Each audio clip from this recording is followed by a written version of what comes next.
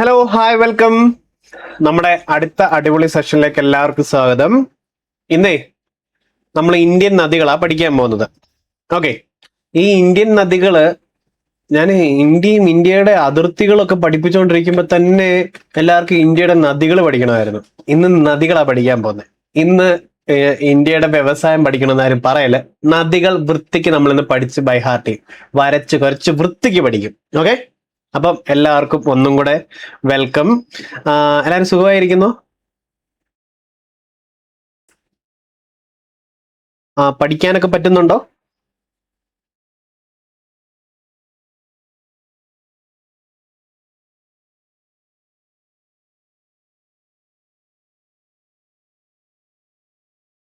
അതെ, ഇത് ആമസോൺ ആണ്. ഇനി തുടങ്ങാം. അപ്പോ ഒന്നുകൂടെ വെൽക്കം. നമ്മൾ ഇന്ത്യൻ നദികൾ വൃത്തിക്ക് പഠിക്കാൻ പോകുക. എന്താ, തുടങ്ങാം. ഇത് നോക്കിക്കേ, ഈ പാറ്റേൺ കണ്ടോ? കണ്ടോ? ഇത് കണ്ടിട്ടില്ലെങ്കിൽ ഡിഗ്രി ലെവൽ ക്വസ്റ്റ്യൻ പേപ്പറിന്റെ അകത്താണ് ഈ ചോദ്യം ചോദിച്ചിട്ടുള്ളത്. ഇത് ഏത് പാറ്റേൺ ആണെന്ന് കണ്ടോ? കണ്ടോ? ഇത് കണ്ടോ? ഇത് എന്ത് പാറ്റേൺ ഒക്കെയാണെന്നുള്ളത് ചുമ്മാ ഒന്ന് നോക്കി വെച്ചേ. അപ്പോ നമുക്ക് തുടങ്ങാം. ആദ്യമേ ഇന്ത്യൻ നദികളിലെ കൃത്യമായ ചാലുകളിലൂടെ ജലത്തിന്റെ ഒഴുക്കിനെ അറിയപ്പെടുന്നതിനാണ് ഡ്രെയിനേജ് എന്ന് അറിയപ്പെടുന്നത്. അപ്പൊ വെള്ളം ഇങ്ങനെ ഒഴുകി ഒഴുകി വരുന്നതിന് ഡ്രെയിനേജ് എന്ന് അറിയപ്പെടും. ആണോ? അല്ലേ? അങ്ങനെ നീരൊഴുക്കിന്റെ തന്നെ ഈ വെള്ളം ഇങ്ങനെ ഒഴുകി പോകുന്നതിന് ഒരു ശൃംഖലയെ തന്നെ എന്തോ പറയും? അതിനെ നീരൊഴുക്ക് വ്യൂഹം എന്ന് പറയും, അല്ലെങ്കിൽ ഡ്രെയിനേജ് സിസ്റ്റം എന്ന് പറയും. ഇത് പറഞ്ഞു കഴിയുമ്പോൾ ഞാൻ ആൻഡമാന്റേത് ഫുൾ ഒന്ന് പറഞ്ഞു തരാമേ കേട്ടോ. ആൻഡമാന്റേതും പിന്നെ ചെറിയ സാധനങ്ങളൂടെ ഉണ്ട്, അതുകൂടെ ഒന്ന് പറഞ്ഞു തരാം. റെഡി? ശരി, ഇതൊന്നും തുടങ്ങിക്കോ. പിന്നെ നീർച്ചാലുകളുടെ അഭാവം വലിയ വെള്ളപ്പൊക്കങ്ങൾക്ക് കാരണമാണ്. എന്താ കാര്യം? ഇതൊക്കെ ഓർത്ത് വെച്ചോണം. ഡിഗ്രി ലെവൽ സ്റ്റേറ്റ്മെന്റ്സിന്റെ അകത്ത് വരും. നമ്മുടെ ഡ്രെയിനേജ് സിസ്റ്റം പ്രോപ്പർ ആയിട്ടില്ലെന്നുണ്ടെങ്കിൽ വെള്ളപ്പൊക്കം ഉണ്ടാകും എന്നുള്ളതാണ് പറഞ്ഞു വരുന്നത്. റെഡിയാണോ? റെഡിയല്ലേ? ശരി. പിന്നെ ഒരു നദിയിലേക്ക് വെള്ളം എത്തുന്ന നിശ്ചിത പ്രദേശത്തെ അറിയപ്പെടുന്നതിനാണ് കാച്ച്മെന്റ് ഏരിയ എന്നറിയപ്പെടും, വൃഷ്ടിപ്രദേശം എന്നറിയപ്പെടും. ഇതൂടെ ഒന്ന് അറിഞ്ഞു വെക്കോ. വൃഷ്ടിപ്രദേശം, ഒരു നദിയിലേക്ക് വെള്ളം എത്തുന്ന നിശ്ചിത പ്രദേശത്തെ അറിയപ്പെടുന്നത് വൃഷ്ടിപ്രദേശം, കാച്ച്മെന്റ് ഏരിയ എന്നറിയപ്പെടും. ഓക്കെ, കാച്ച്മെന്റ് ഏരിയ, വൃഷ്ടിപ്രദേശം എന്നറിയപ്പെടും. അത് ഓർത്ത് വെച്ചോളൂ. റെഡിയാണോ? ഇനി ഒരു നദിയും അതിന്റെ പോഷക നദികളും ചേർന്ന് ഒഴുകുന്ന മുഴുവൻ പ്രദേശത്തെയും അറിയപ്പെടുന്നതാണ് നീർത്തടം എന്നുള്ളത്, ഡ്രെയിനേജ് ബേസിൻ. ഇതൊക്കെ ബേസിക് സാധനങ്ങളാണ്. ഇതൊന്നും പഠിച്ചില്ലെങ്കിലും ഒരു കുഴപ്പമില്ല. ജസ്റ്റ് ഒന്ന് പറയുക, ഇങ്ങനെ വെള്ളം ഒഴുകി പോകുന്ന ഒരു ഏരിയ, ഒരു റൂട്ട് ഉണ്ടെന്നുണ്ടെങ്കിൽ അതിനെ ഡ്രെയിനേജ് എന്ന് പറയും, അല്ലേ? അതിന്റെ ഒരു സിസ്റ്റം മൊത്തത്തിൽ കൂട്ടുവാണെങ്കിൽ ഡ്രെയിനേജ് സിസ്റ്റം എന്ന് പറയും. ഓക്കെ അല്ലേ? ശരിയാണ്. ഇനി അതേപോലെ നദിയിലേക്ക് വെള്ളം എത്തുന്ന നിശ്ചിത പ്രദേശം ഉണ്ടല്ലോ, അതിനെ വൃഷ്ടിപ്രദേശം, കാച്ച്മെന്റ് ഏരിയ എന്ന് പറയും. ഓക്കെ, മറക്കല്ല.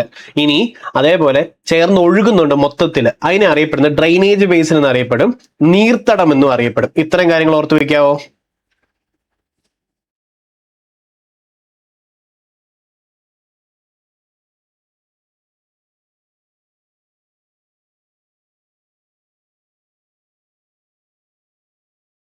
പഠിച്ചോ? ഓക്കെ, ശരി. അപ്പൊ അത് കിട്ടിയിട്ടുണ്ട്. ഇനി വലിയ നദികളുടെ വൃഷ്ടിപ്രദേശങ്ങൾ അറിയപ്പെടുന്നതാണ് റിവർ ബേസിൻ എന്നുള്ളത്. കണ്ടോ? റിവർ ബേസിൻ എന്നുള്ളത് അറിയപ്പെടും. ഓക്കെ, പിന്നെ ചോദിച്ചോട്ടെ, ഈ വെള്ളം എത്തിച്ചേരുന്ന പ്രദേശം എന്താ പറയും? ഒരു നദിയിലേക്ക് വെള്ളം എത്തുന്ന നിശ്ചിത പ്രദേശം, ഒരു നദിയിലേക്ക് വെള്ളം എത്തുക, ആ പ്രദേശത്തെ അറിയപ്പെടുന്നതാണ് വൃഷ്ടിപ്രദേശം, കാച്ച്മെന്റ്. മറക്കല്ലേ, ഇടയ്ക്കിടയ്ക്ക് ഒരു റിവേഴ്സൻ കൊടുത്തേക്കണം കേട്ടോ. ഓക്കെ ആണോ? ഇനി ഡ്രെയിനേജ് പാറ്റേൺ, കുറച്ച് പ്രധാനപ്പെട്ട ഡ്രെയിനേജ് പാറ്റേൺ ഉണ്ട്. ഡിഗ്രി ലെവൽ ക്വസ്റ്റ്യൻ പേപ്പറിന്റെ അകത്ത് വരുന്നതാണ് ഇത്. നോക്കിയാലോ? ഓക്കെ, അപ്പം പ്രധാനപ്പെട്ട നീരൊഴുക്ക് മാതൃകകൾ ഏതൊക്കെയാണെന്ന് ചോദിക്കുക. ഇമ്പോർട്ടൻറ്റ് ഡ്രെയിനേജ് പാറ്റേണുകൾ പഠിക്കാം. ഇത് കേട്ടെ. മരത്തിന്റെ ചില്ലകളൊക്കെ ഇല്ലേ? അതിനോട് സാദൃശ്യമുള്ള നീരൊഴുക്ക് മാതൃക അല്ലെങ്കിൽ ഡ്രെയിനേജ് പാറ്റേൺ അറിയപ്പെടുന്ന പേരാണ് ഡെൻഡ്രിക് പാറ്റേൺ എന്നറിയപ്പെടും കേട്ടോ. ശിഖരാകൃതിയിലുള്ള മാതൃകയാണത്. ഓക്കെ, ശിഖരാകൃതിയിലുള്ളതാണ് ഡെൻഡ്രിക് പാറ്റേൺ എന്നറിയപ്പെടും. മരത്തിന്റെ ചില്ലകളോട് സാദൃശ്യമുണ്ട്, മരത്തിന്റെ ചില്ലകളോട് സാദൃശ്യമുള്ളത്. ഓക്കെ, ഇത് മരത്തിന്റെ ചില്ലകളോട് സാദൃശ്യമുള്ളതാണോ? നോക്കിക്കേ. വൃഷ്ടിപ്രദേശം നമുക്ക് മനസ്സിലായിട്ടുണ്ടായിരുന്നു. അടുത്തത് ഇതിന്റെ പാറ്റേണുകൾ നമ്മൾ പറഞ്ഞിട്ടുണ്ടായിരുന്നു. മരത്തിന്റെ ചില്ലകളുമായി സാദൃശ്യമുള്ളത്, മരത്തിന്റെ ചില്ലകളുമായി സാദൃശ്യമുള്ളത് ഡെൻഡ്രിക് എന്നുള്ളത് പറഞ്ഞു. ഇമ്പോർട്ടന്റ് കേട്ടോ. ഇതില്ലേ, ശിഖരം, അല്ലേ? ആ, ശിഖരാകൃതിയിലുള്ളതായിരിക്കും. ഓക്കെ, അതൊരു ശിഖരാകൃതിയിലുള്ള മാതൃകയായിരിക്കും, ഡെൻഡ്രിക് ആയിരിക്കും. മരത്തിന്റെ ചില്ലകൾ, അത് കിട്ടി. ഓക്കെ ആണോ? ഉത്തരേന്ത്യൻ സമതലങ്ങളിലുള്ള നദികൾ, അതൊക്കെയാണ് പ്രയോറിറ്റിയായിട്ട് പഠിക്കേണ്ടത്. ഓക്കെ, മരത്തിന്റെ എന്ന് പറയുമ്പോൾ ഞാൻ വരയ്ക്കണോ? ദേ, ഇത് മരം, പക്ഷെ ഇവിടെ ഉദ്ദേശിച്ചിട്ടുള്ളത് പറഞ്ഞത് ഇത് ഇങ്ങനെ വന്നിട്ട് ഇത് ഇങ്ങനെ ഇങ്ങനെ ചില്ലകളായിട്ട് പോകും. കണ്ടോ? ട്രീ ട്രീ പാറ്റേൺ, ശിഖാകൃതി, ശിഖരങ്ങളൊക്കെ ഇല്ല അതിന്റെ ആകൃതിയിലുള്ളത്. നല്ല സിമിലാരിറ്റി ഉണ്ടല്ലോ. ഓക്കെ, ഇനി നോക്കിക്കേ, കുന്നിൻ മുകളിൽ നിന്ന് നദികൾ ഉത്ഭവിച്ച് എല്ലാ ദിശയിലേക്ക് ഒഴുകുന്നു. അതായത് ഒരു പ്രദേശത്തു നിന്ന് ഉത്ഭവിച്ച് എല്ലാ ദിശയിലേക്ക് ഒഴുകി ഒഴുകി ഒഴുകി ഒഴുകി ഒഴുകി ഒഴുകി പോകുന്നുണ്ട്. അതിനെയാണ് റേഡിയൽ പാറ്റേൺ എന്ന് പറയുന്നത്. കേട്ടോ? അപ്പം അതിനെ റേഡിയൽ പാറ്റേൺ എന്ന് പറയുന്നു. ഓർത്തായിരുന്നു അല്ലേ? ശരി, ഇതാണ് റേഡിയൽ പാറ്റേൺ എന്ന് ഓർത്തു വെച്ചോണം. അതായത് കുന്നിന്റെ മുകളിൽ നിന്നും ഉത്ഭവിച്ച് എല്ലാ ദിശയിലേക്ക് ഒഴുകി പോകുന്നതിനെയാണ് പറയുന്നത്. കേട്ടോ? കേന്ദ്ര പ്രഭവ മാതൃക എന്ന് അറിയപ്പെടും, അല്ലെങ്കിൽ റേഡിയൽ പാറ്റേൺ എന്ന് അറിയപ്പെടും. ഓക്കെ, റേഡിയൽ, ഇത് കൂണല്ല, അത് റേഡിയൽ പാറ്റേൺ എന്ന് അറിയപ്പെടും. കേട്ടോ? അമർഖണ്ഡക് പീഠഭൂമിയിൽ നിന്ന് ഉത്ഭവിക്കുന്ന നദികളുടേത് അങ്ങനെയാണ്. അപ്പം റേഡിയൽ പാറ്റേൺ എന്നറിയപ്പെടും. ഒരിടത്തുനിന്ന് തുടങ്ങി പലയിടത്തോട്ട് ഒഴുകി പോകുന്നു. കുന്നിൻ മുകളിൽ നിന്നും ഉത്ഭവിച്ച് എല്ലാ ദിശയിലേക്കും ഒഴുകുന്നതിനാണ് റേഡിയൽ പാറ്റേൺ എന്നറിയപ്പെടുന്നത്. റേഡിയൽ പാറ്റേൺ കണ്ടോ? ഇതാ റേഡിയൽ പാറ്റേൺ. പക്ഷെ ഇതിന്റെ ഡയറക്ഷൻ ഓപ്പോസിറ്റ് ആയിരിക്കും, പക്ഷെ റേഡിയൽ പാറ്റേൺ ഇതാണ്. ഓക്കെ, ഇനി അടുത്തത് പ്രാഥമിക പോഷക നദികൾ സമാന്തരമായി ഒഴുകുകയും പിന്നെ ദ്വിതീയ പോഷക നദികൾ ഇവയിൽ 90 ഡിഗ്രി കോണിയിൽ ചേരുകയും ചെയ്യുന്നുണ്ട്. ഇതിനെന്താ പറയുന്നത്? ട്രെല്ലിസ് പാറ്റേൺ എന്നറിയപ്പെടും. കേട്ടോ? ജലാകൃതി മാതൃക എന്നറിയപ്പെടും. ഇതൊക്കെ പ്രീവിയസ് ഇയർ ആണെന്നറിയാമോ? അതായത് പോഷക നദികളൊക്കെ സമാന്തരമായിട്ട് പോകുന്നുണ്ട്, പിന്നെ ചിലതൊക്കെ ആണെന്നുണ്ടെങ്കിൽ 90 ഡിഗ്രിയിലും വന്ന് ചേരുന്നുണ്ട്. ഇതിനെ ട്രെല്ലിസ് പാറ്റേൺ എന്നറിയപ്പെടും. ഓക്കെ ആണോ? റെഡിയല്ലേ? അതിന് ട്രെല്ലിസ് പാറ്റേൺ എന്നും അറിയപ്പെടും. ഓർത്തു വെക്കണം കേട്ടോ. അപ്പൊ പൊക്കോണ്ടിരിക്കുമ്പോൾ തന്നെ സമാന്തരമായിട്ട് ഒഴുകുന്നുണ്ട്, അതേപോലെ തന്നെ 90 ഡിഗ്രിയിലാണ് ഈ സാധനങ്ങൾ ചിലപ്പോൾ പോകുന്നത്.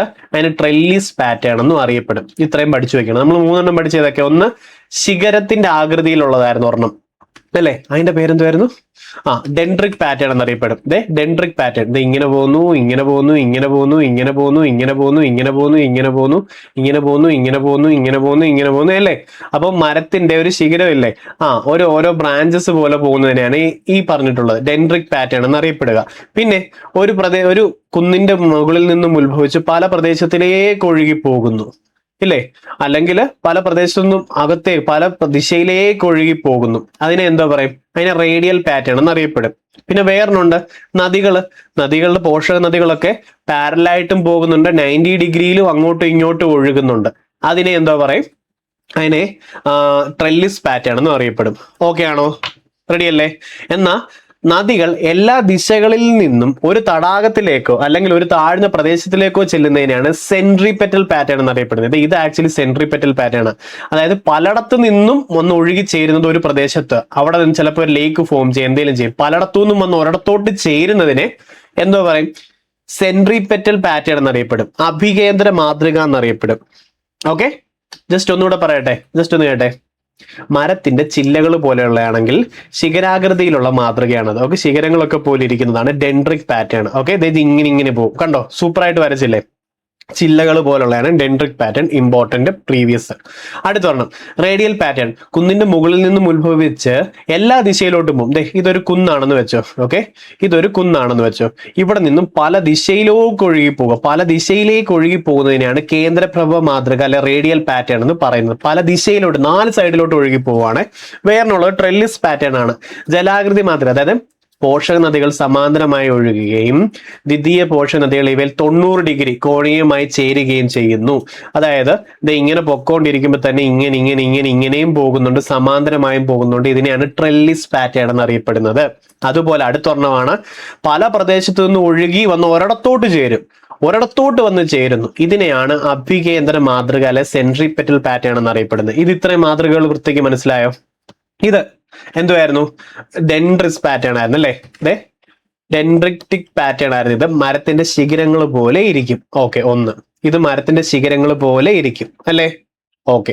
ഇനി ഇതാണെന്നുണ്ടെങ്കിൽ എന്തുവാ, ഇത് ശരിക്കും പറഞ്ഞു കഴിഞ്ഞാൽ സെൻട്രിപെറ്റല്ല. കാരണം പല പ്രദേശത്തു നിന്നും വന്ന് ഒരിടത്തോട്ട് കൂടി ചേരുവല്ലേ. പല പ്രദേശത്ത് നിന്ന് ഒഴുകി വന്ന് ഒരിടത്തോട്ട് കൂടി ചേരുന്നതിനെയാണ് സെൻട്രിപെറ്റൽ പാറ്റേൺ എന്ന് ഇത് പറയുന്നത്. അതേസമയം ഒരു കുന്നിൻ മുകളിൽ നിന്നും പല പ്രദേശത്തോട്ട് ഒഴുകി പോകുന്നതാണെന്നുണ്ടെങ്കിൽ അത് റേഡിയൽ പാറ്റേൺ ആണ്. പലയിടത്തു നിന്നും വന്ന് ഒരിടത്തോട്ട് ചേരുന്നത് സെൻട്രിപെറ്റൽ പാറ്റേൺ ആണ്, അല്ലേ? ശരി. ഇനി ഈ കാണുന്നതാണെന്നുണ്ടെങ്കിലോ, ഇതേതായിരുന്നു, ഇതിന്റെ പേരെന്തായിരുന്നു? ട്രെല്ലിസ് പാറ്റേൺ ആണിത്, അല്ലെ? ഇത് ട്രെല്ലിസ് പാറ്റേണും ആണ്. ഇത്രയും സംഭവങ്ങൾ വൃത്തിയായിട്ട് കിട്ടിയോ? ഒന്ന് ഷോർട്ട് ആക്കി ഒന്ന് കമന്റ് ചെയ്യാം. ഇപ്പൊ ഈ പറഞ്ഞത് 4 സിമ്പിൾ ആക്കി.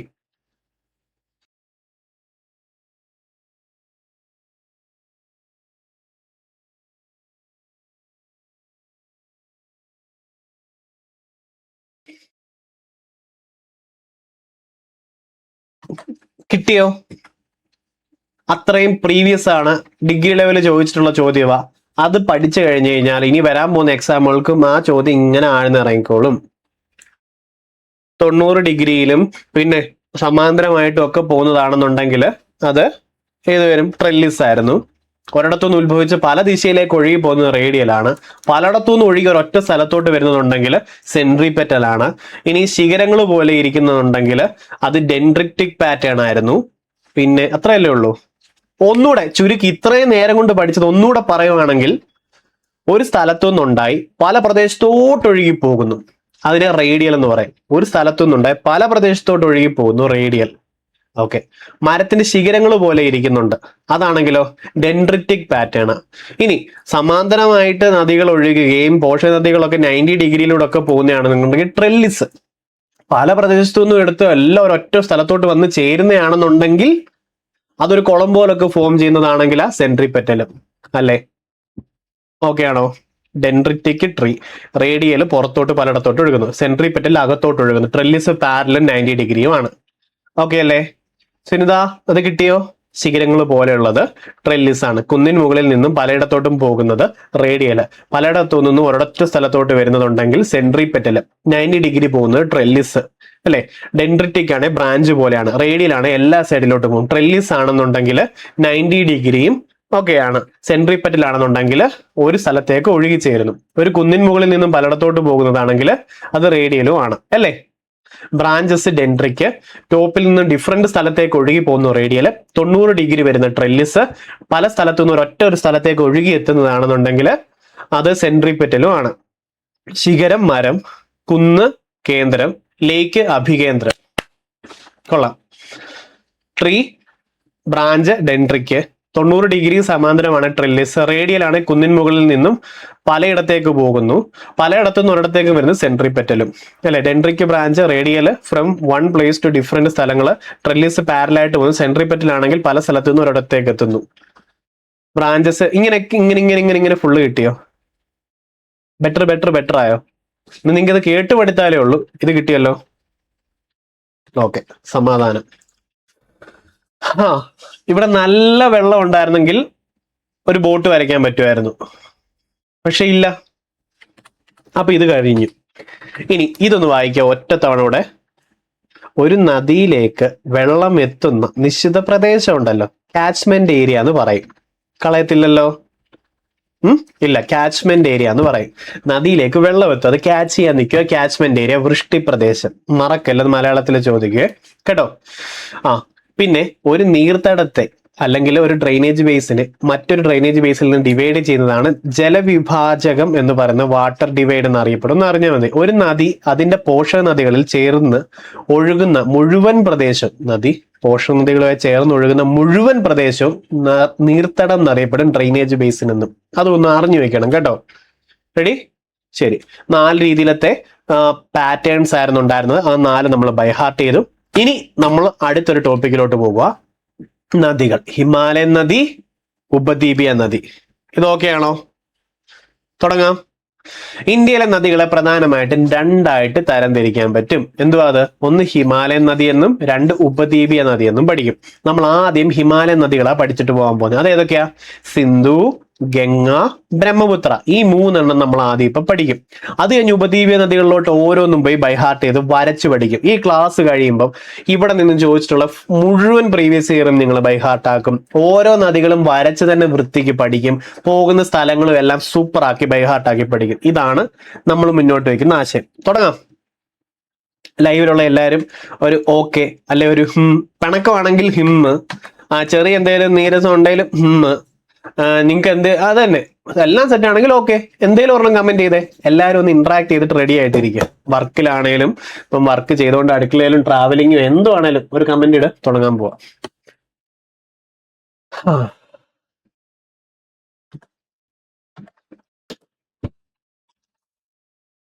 ഇന്ന് നല്ല ദിവ്യപ്രഭയില്ലേ? ഉണ്ട്. ഓക്കെ, ശരി. നമ്മൾ ഹിമാലയ നദിയാണ് പഠിക്കാൻ പോകുന്നത് കേട്ടോ.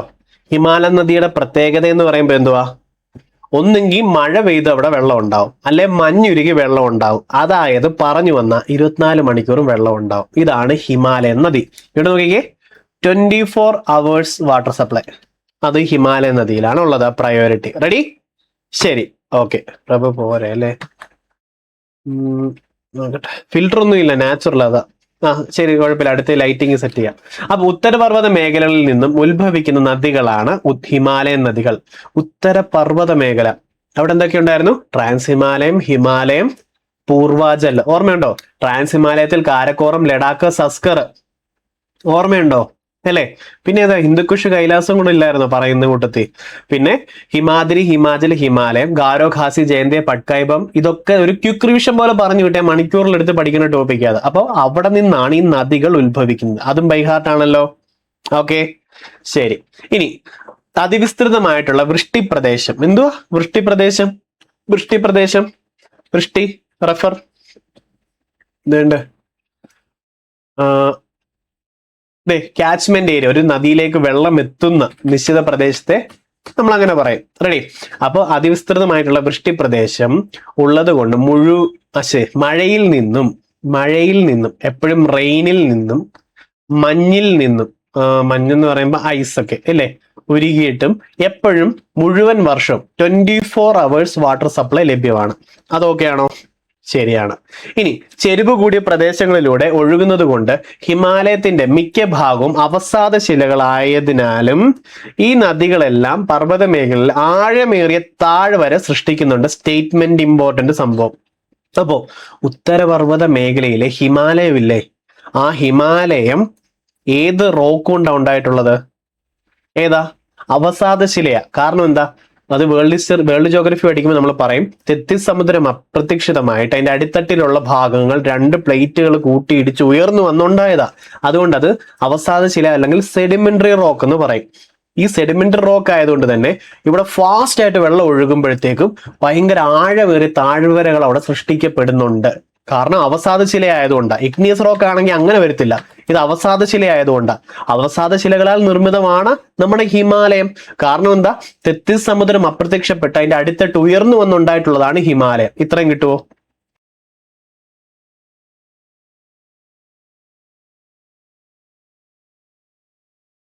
അത്രയും സെറ്റാക്കി കിട്ടണേ കേട്ടോ.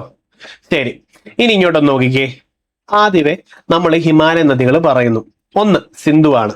ഓക്കെ, ഒന്ന് സിന്ധു. സിന്ധുവിനെ അറിയുവോ? സിന്ധു. അടുത്തൊരെണ്ണം ഗംഗയാണ്. ഗംഗ. പിന്നെ വേറൊന്നുണ്ട് ബ്രഹ്മപുത്ര. ഇത്ര എണ്ണം ഹിമാലയൻ നദികളാണ്.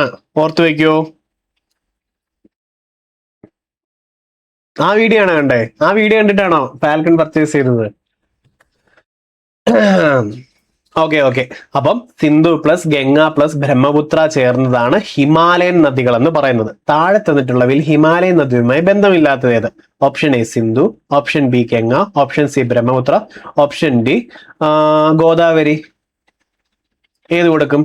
താഴെ തന്നിട്ടുള്ളവയിൽ ഹിമാലയൻ നദിയുമായി ബന്ധമില്ലാത്തത് ഏത്? കിട്ടുക ആൻസിയെ? അടുത്ത വീട്ടിൽ ഒരെണ്ണം ഉണ്ട്. ഏത്? എന്ത്? സിന്ധു. ഹാ. അടുത്ത വീട്ടിൽ ഒരെണ്ണം ഉണ്ട്. അപ്പോഴേ അത് കുറ്റവാ. എന്തോ പ്രശ്നമുണ്ട് ആ സിന്ധുവിന് അല്ലേ?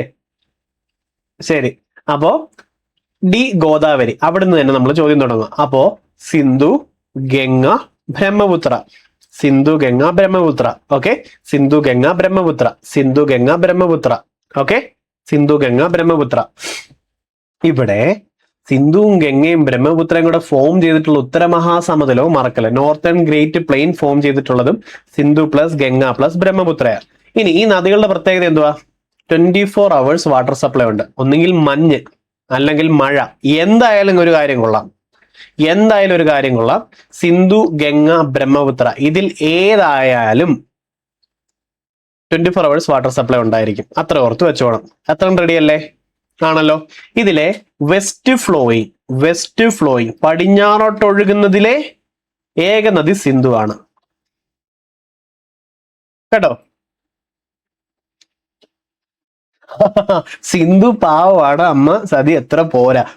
എന്റെ പൊന്നേ, ഇപ്പൊ ഒന്നും കേൾക്കാത്ത നമുക്ക് ഈ സിന്ധുവിനെയും സതിയെ പറ്റിയും തന്നെ എന്തൊക്കെയോ തോന്നി തുടങ്ങിയല്ലേ. What A power. പിന്നെ നമ്മുടെ ബാച്ച് വിദ്യാരംഭം ലാസ്റ്റ് തുടങ്ങിയ ബാച്ച് ഇല്ലേ, അത് ക്ലോസിങ് ആണ് കേട്ടോ. നിങ്ങളുടെ ഫ്രണ്ട്സ് ഉണ്ടെങ്കിൽ പറഞ്ഞുതരാം. മറ്റേ സിന്ധുവിനടുത്തൊക്കെ പറഞ്ഞുതരാം കേട്ടോ. നിങ്ങളുടെ ഫ്രണ്ട്സ് ആരുണ്ടെങ്കിലും അത് സജസ്റ്റ് ചെയ്തിട്ട് എടുക്കാൻ പറഞ്ഞുതരാം. ലോവസ്റ്റ് പ്രൈസ് ക്ലോസിങ് ഇനി അടുത്തൊരു ബാച്ച് ഇല്ല ഇപ്പം. ഓക്കെ, ശരി. അപ്പൊ വെസ്റ്റ് ഫ്ലോയിങ് സിന്ധു ആണെന്ന് ഓർത്തോണം. ഗംഗയും ബ്രഹ്മപുത്രയും ആണെങ്കിലോ ഈസ്റ്റ് ഫ്ലോയിങ്, പടിഞ്ഞാറോട്ട് ഒഴുകുക. ഹിമാലയൻ നദികൾ ഏതൊക്കെയാ പ്രധാനമായിട്ടുള്ളത്? സിന്ധു, ഗംഗ, ബ്രഹ്മപുത്ര. അതിലെ സിന്ധു മാത്രം പടിഞ്ഞാറോട്ടൊഴുകുന്നു. ഈസ്റ്റ്. വെസ്റ്റ് ഫ്ലോയിങ് റെഡി അല്ലേ? വെസ്റ്റ് ഫ്ലോയിങ് റെഡിയാണോ? ശരി. ഈ ഗംഗയും ബ്രഹ്മപുത്രയാണെങ്കിലോ? ഗംഗയും ബ്രഹ്മപുത്രയാണെന്നുണ്ടെങ്കിൽ ഈസ്റ്റ് ഫ്ലോയിങ്. സിന്ധു പടിഞ്ഞാറോട്ട് ഒഴുകുന്നത് മറക്കരുത്. സതി അത്ര ശരിയല്ലല്ലോ. ശരി, ബാക്കി ഗംഗയും ബ്രഹ്മപുത്രയും ഈസ്റ്റ് കിഴക്കോട്ട് ഒഴുകുന്നതാ എപ്പോഴും ചോദിക്കും. ഓക്കെ ആണോ? ഹിമാലയത്തിന്റെ മുകളിലായ ട്രാൻസ് ഹിമാലയം നമ്മൾ ഉത്തര പർവ്വത മേഖലയെ പഠിച്ചതല്ലേ? കാരക്കോറം, ലഡാക്ക്, സസ്കർ. മൗണ്ട് ഗേറ്റ് ഉള്ളത് കാരക്കോറത്തില്. അതേപോലെ കൈലാസവും പിന്നെ ഹിന്ദുക്കുഷും കൂടെ ഉണ്ട് അവിടെ. ഓക്കെ, അപ്പം ട്രാൻസ് ഹിമാലയത്തിൽ നിന്നും ഉത്ഭവിക്കുന്ന നദികൾ അറിയപ്പെടുന്നത് ട്രാൻസ് ഹിമാലയൻ നദികളെന്നും അറിയപ്പെടും. ഒന്ന് അറിഞ്ഞു വെച്ചോണേ, ട്രാൻസ് ഹിമാലയൻ നദികളെന്നും അറിയപ്പെടും. എനിവേ, ഹിമാലയൻ നദികളിൽ സിന്ധു, ഗംഗ, ബ്രഹ്മപുത്ര. സിന്ധു കിഴക്ക് പടിഞ്ഞാറോട്ട് ഒഴുകുന്നു, വെസ്റ്റ് ഫ്ലോയിങ് ആണ്. ഗംഗയും ബ്രഹ്മപുത്രയും കിഴക്കോട്ട് ഒഴുകുന്നു, ഈസ്റ്റ് ഫ്ലോയിങ്ങും ആണ്. റെഡിയാണോ? റെഡി? ശരി. നമ്മളപ്പോ ആദ്യം ഗംഗ പഠിക്കാൻ പോവാ. തുടങ്ങട്ടെ? തുടങ്ങാം. ഒന്ന്, ഇന്ത്യയുടെ ദേശീയ നദിയാണ് ഗംഗ. എപ്പോ പ്രഖ്യാപിച്ചു? 2008 November 4. Important question. ഓക്കെ, നീളം എത്ര? 2500 എന്നുള്ളത് പഴയ സോഴ്സിൽ ഒത്തിരി ഇടത്തുണ്ട്. ടെക്സ്റ്റ് ബുക്കുകളിലും ചിലപ്പോൾ കാണും. ഓൾഡ് പ്രീവിയസ് ഇയർ ക്വസ്റ്റ്യൻ്റെ അതും 2500 കാണും. 2500 25 ഓർത്ത് വെച്ചോണം കേട്ടോ. ഒന്ന് തുമ്മിയിട്ട് വരാം.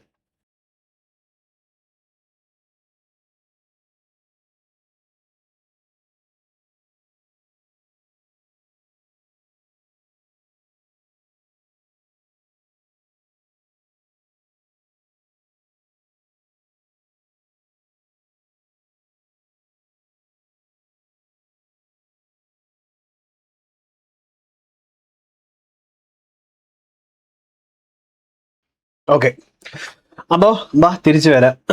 25 കിലോമീറ്റർ ഓർത്ത് വെച്ചോണം. ഇന്ത്യയിലത്തെ പുണ്യനദി എന്നറിയപ്പെടുന്നു. ഓക്കെ, ഇന്ത്യയിലെ പുണ്യനദി എന്നറിയപ്പെടുന്നത് ഗംഗയാണ്. അതൊക്കെയാണോ? ഏറ്റവും കൂടുതൽ പോഷക നദികളുള്ള ഇന്ത്യൻ നദിയും ഗംഗയാണ്. ഇത് ഇമ്പോർട്ടന്റ് ക്വസ്റ്റിന്. ഏറ്റവും കൂടുതൽ പോഷക നദികളുള്ളത് ഗംഗയാണ്. ഇത് പഠിപ്പിക്കുമ്പോഴേ ഞാൻ പഠിക്കുമ്പോൾ ചെറിയൊരു വട്ടുണ്ട്, നല്ല വട്ട, നിങ്ങൾക്ക് അത് ഇഷ്ടപ്പെടും. അതായത് ഒരു നദി ഒഴുകുവാണേ. ആ നദി ഒഴുകിയത് ഇങ്ങനെ പോയി, ഇങ്ങനെ പോന്നു, ഇങ്ങനെ പോന്നു, ഇവിടുന്ന് ഇങ്ങനെ പോന്നു, ഇവിടുന്ന് ഇങ്ങനെ പോന്നു, ഇവിടുന്ന് ഇങ്ങനെ പോന്നു, ഇങ്ങനെ പോന്നു, ഇങ്ങനെ പോന്നു, ഇങ്ങനെ പോന്നു, ഇങ്ങനെ പോന്നു, ഇങ്ങനെ പോന്നു, ഇങ്ങനെ പോന്നു, ഇങ്ങനെ പോന്നു, ഇങ്ങനെ പോന്നു, ഇങ്ങനെ പോന്നു, ഇങ്ങനെ പോന്നു, ഇങ്ങനെ പോന്നു, ഇങ്ങനെ പോന്നു, ഇങ്ങനെ പോന്നു. ഒരു മരത്തിന്റെ ശിഖരം പോലെ ഇരിക്കുന്നുണ്ട്. ഇതിനെന്താ പേര് പറയും? പുണ്യനദിന്നോ? ഇതിന്റെ പേരെന്തുവായിരുന്നു? ഡെൻഡ്രിറ്റിക് പാറ്റേൺ അല്ലേ? ഡെൻഡ്രിറ്റിക് പാറ്റേൺ എന്ന് പറയും. ഓക്കെ, അപ്പൊ അത് നമ്മൾ പഠിച്ചു അല്ലേ? ഇത് റീകളക്ട് പെട്ടെന്ന് കിട്ടുന്നില്ലല്ലയോ. പക്ഷെ തൊട്ടപ്പുറത്തെ സിന്ധു പ്രശ്നമൊക്കെ നിങ്ങൾക്ക് അറിയാം. ഡെൻഡ്രിറ്റിക് ഒന്ന് ഇടയ്ക്ക് റീകളക്ട് ചെയ്യണം. ഇതുപോലെ ചുമ്മാ വെല്ലം പറഞ്ഞോണ്ടിരിക്കുമ്പോൾ വേറെ ആവശ്യമില്ലാത്ത ഓർത്തേക്കണം. ഇതൊന്നും അടുത്തൊരെണ്ണം നോക്കിക്കേ. ഇതൊരു മലപ്രദേശമാണ് കേട്ടോ, മലയോര പ്രദേശമാണ്. ഇവിടെ നിന്നും നദികൾ പല സ്ഥലത്തേക്ക് ഒഴുകി പോവുക, പല സ്ഥലത്തേക്ക് ഒഴുകി പോവുക, പല സ്ഥലത്തേക്ക് ഒഴുകി പോവുക, അങ്ങോട്ടും ഇങ്ങോട്ടും 4 സൈഡിലേക്കും പോവുക. ഇതേതാ? ഇത് റേഡിയലാണ്. ഇത് റേഡിയലാണ്. ഇത് ഡിഗ്രി ലെവൽ ആയതുകൊണ്ട് ഇനി ഇംഗ്ലീഷും മലയാളവും കിട്ടും, പേടിക്കണ്ട. അടുത്തത് അല്ല, മലയാളം പഠിക്കണം. റേഡിയൽ. അടുത്തൊരെണ്ണമുണ്ട്, സെൻട്രിപെറ്റൽ അല്ലായിരുന്നു അടുത്തൊരെണ്ണം. പല പ്രദേശത്ത് നിന്നും ഒഴുകി, പല പ്രദേശത്ത് നിന്ന് ഒഴുകി, പല പ്രദേശത്ത് നിന്ന് ഒഴുകി ഒരിടത്തോട്ട് വന്ന് ചേരുന്നു. പല പ്രദേശത്ത് നിന്ന് ഒഴുകി ഒരിടത്തോട്ട് വന്ന് ചേരുന്നു. അതിനെന്തോ പേര് പറയും? അത് സെൻട്രിപെറ്റൽ ആയിരുന്നു അല്ലേ? അതും ശരി.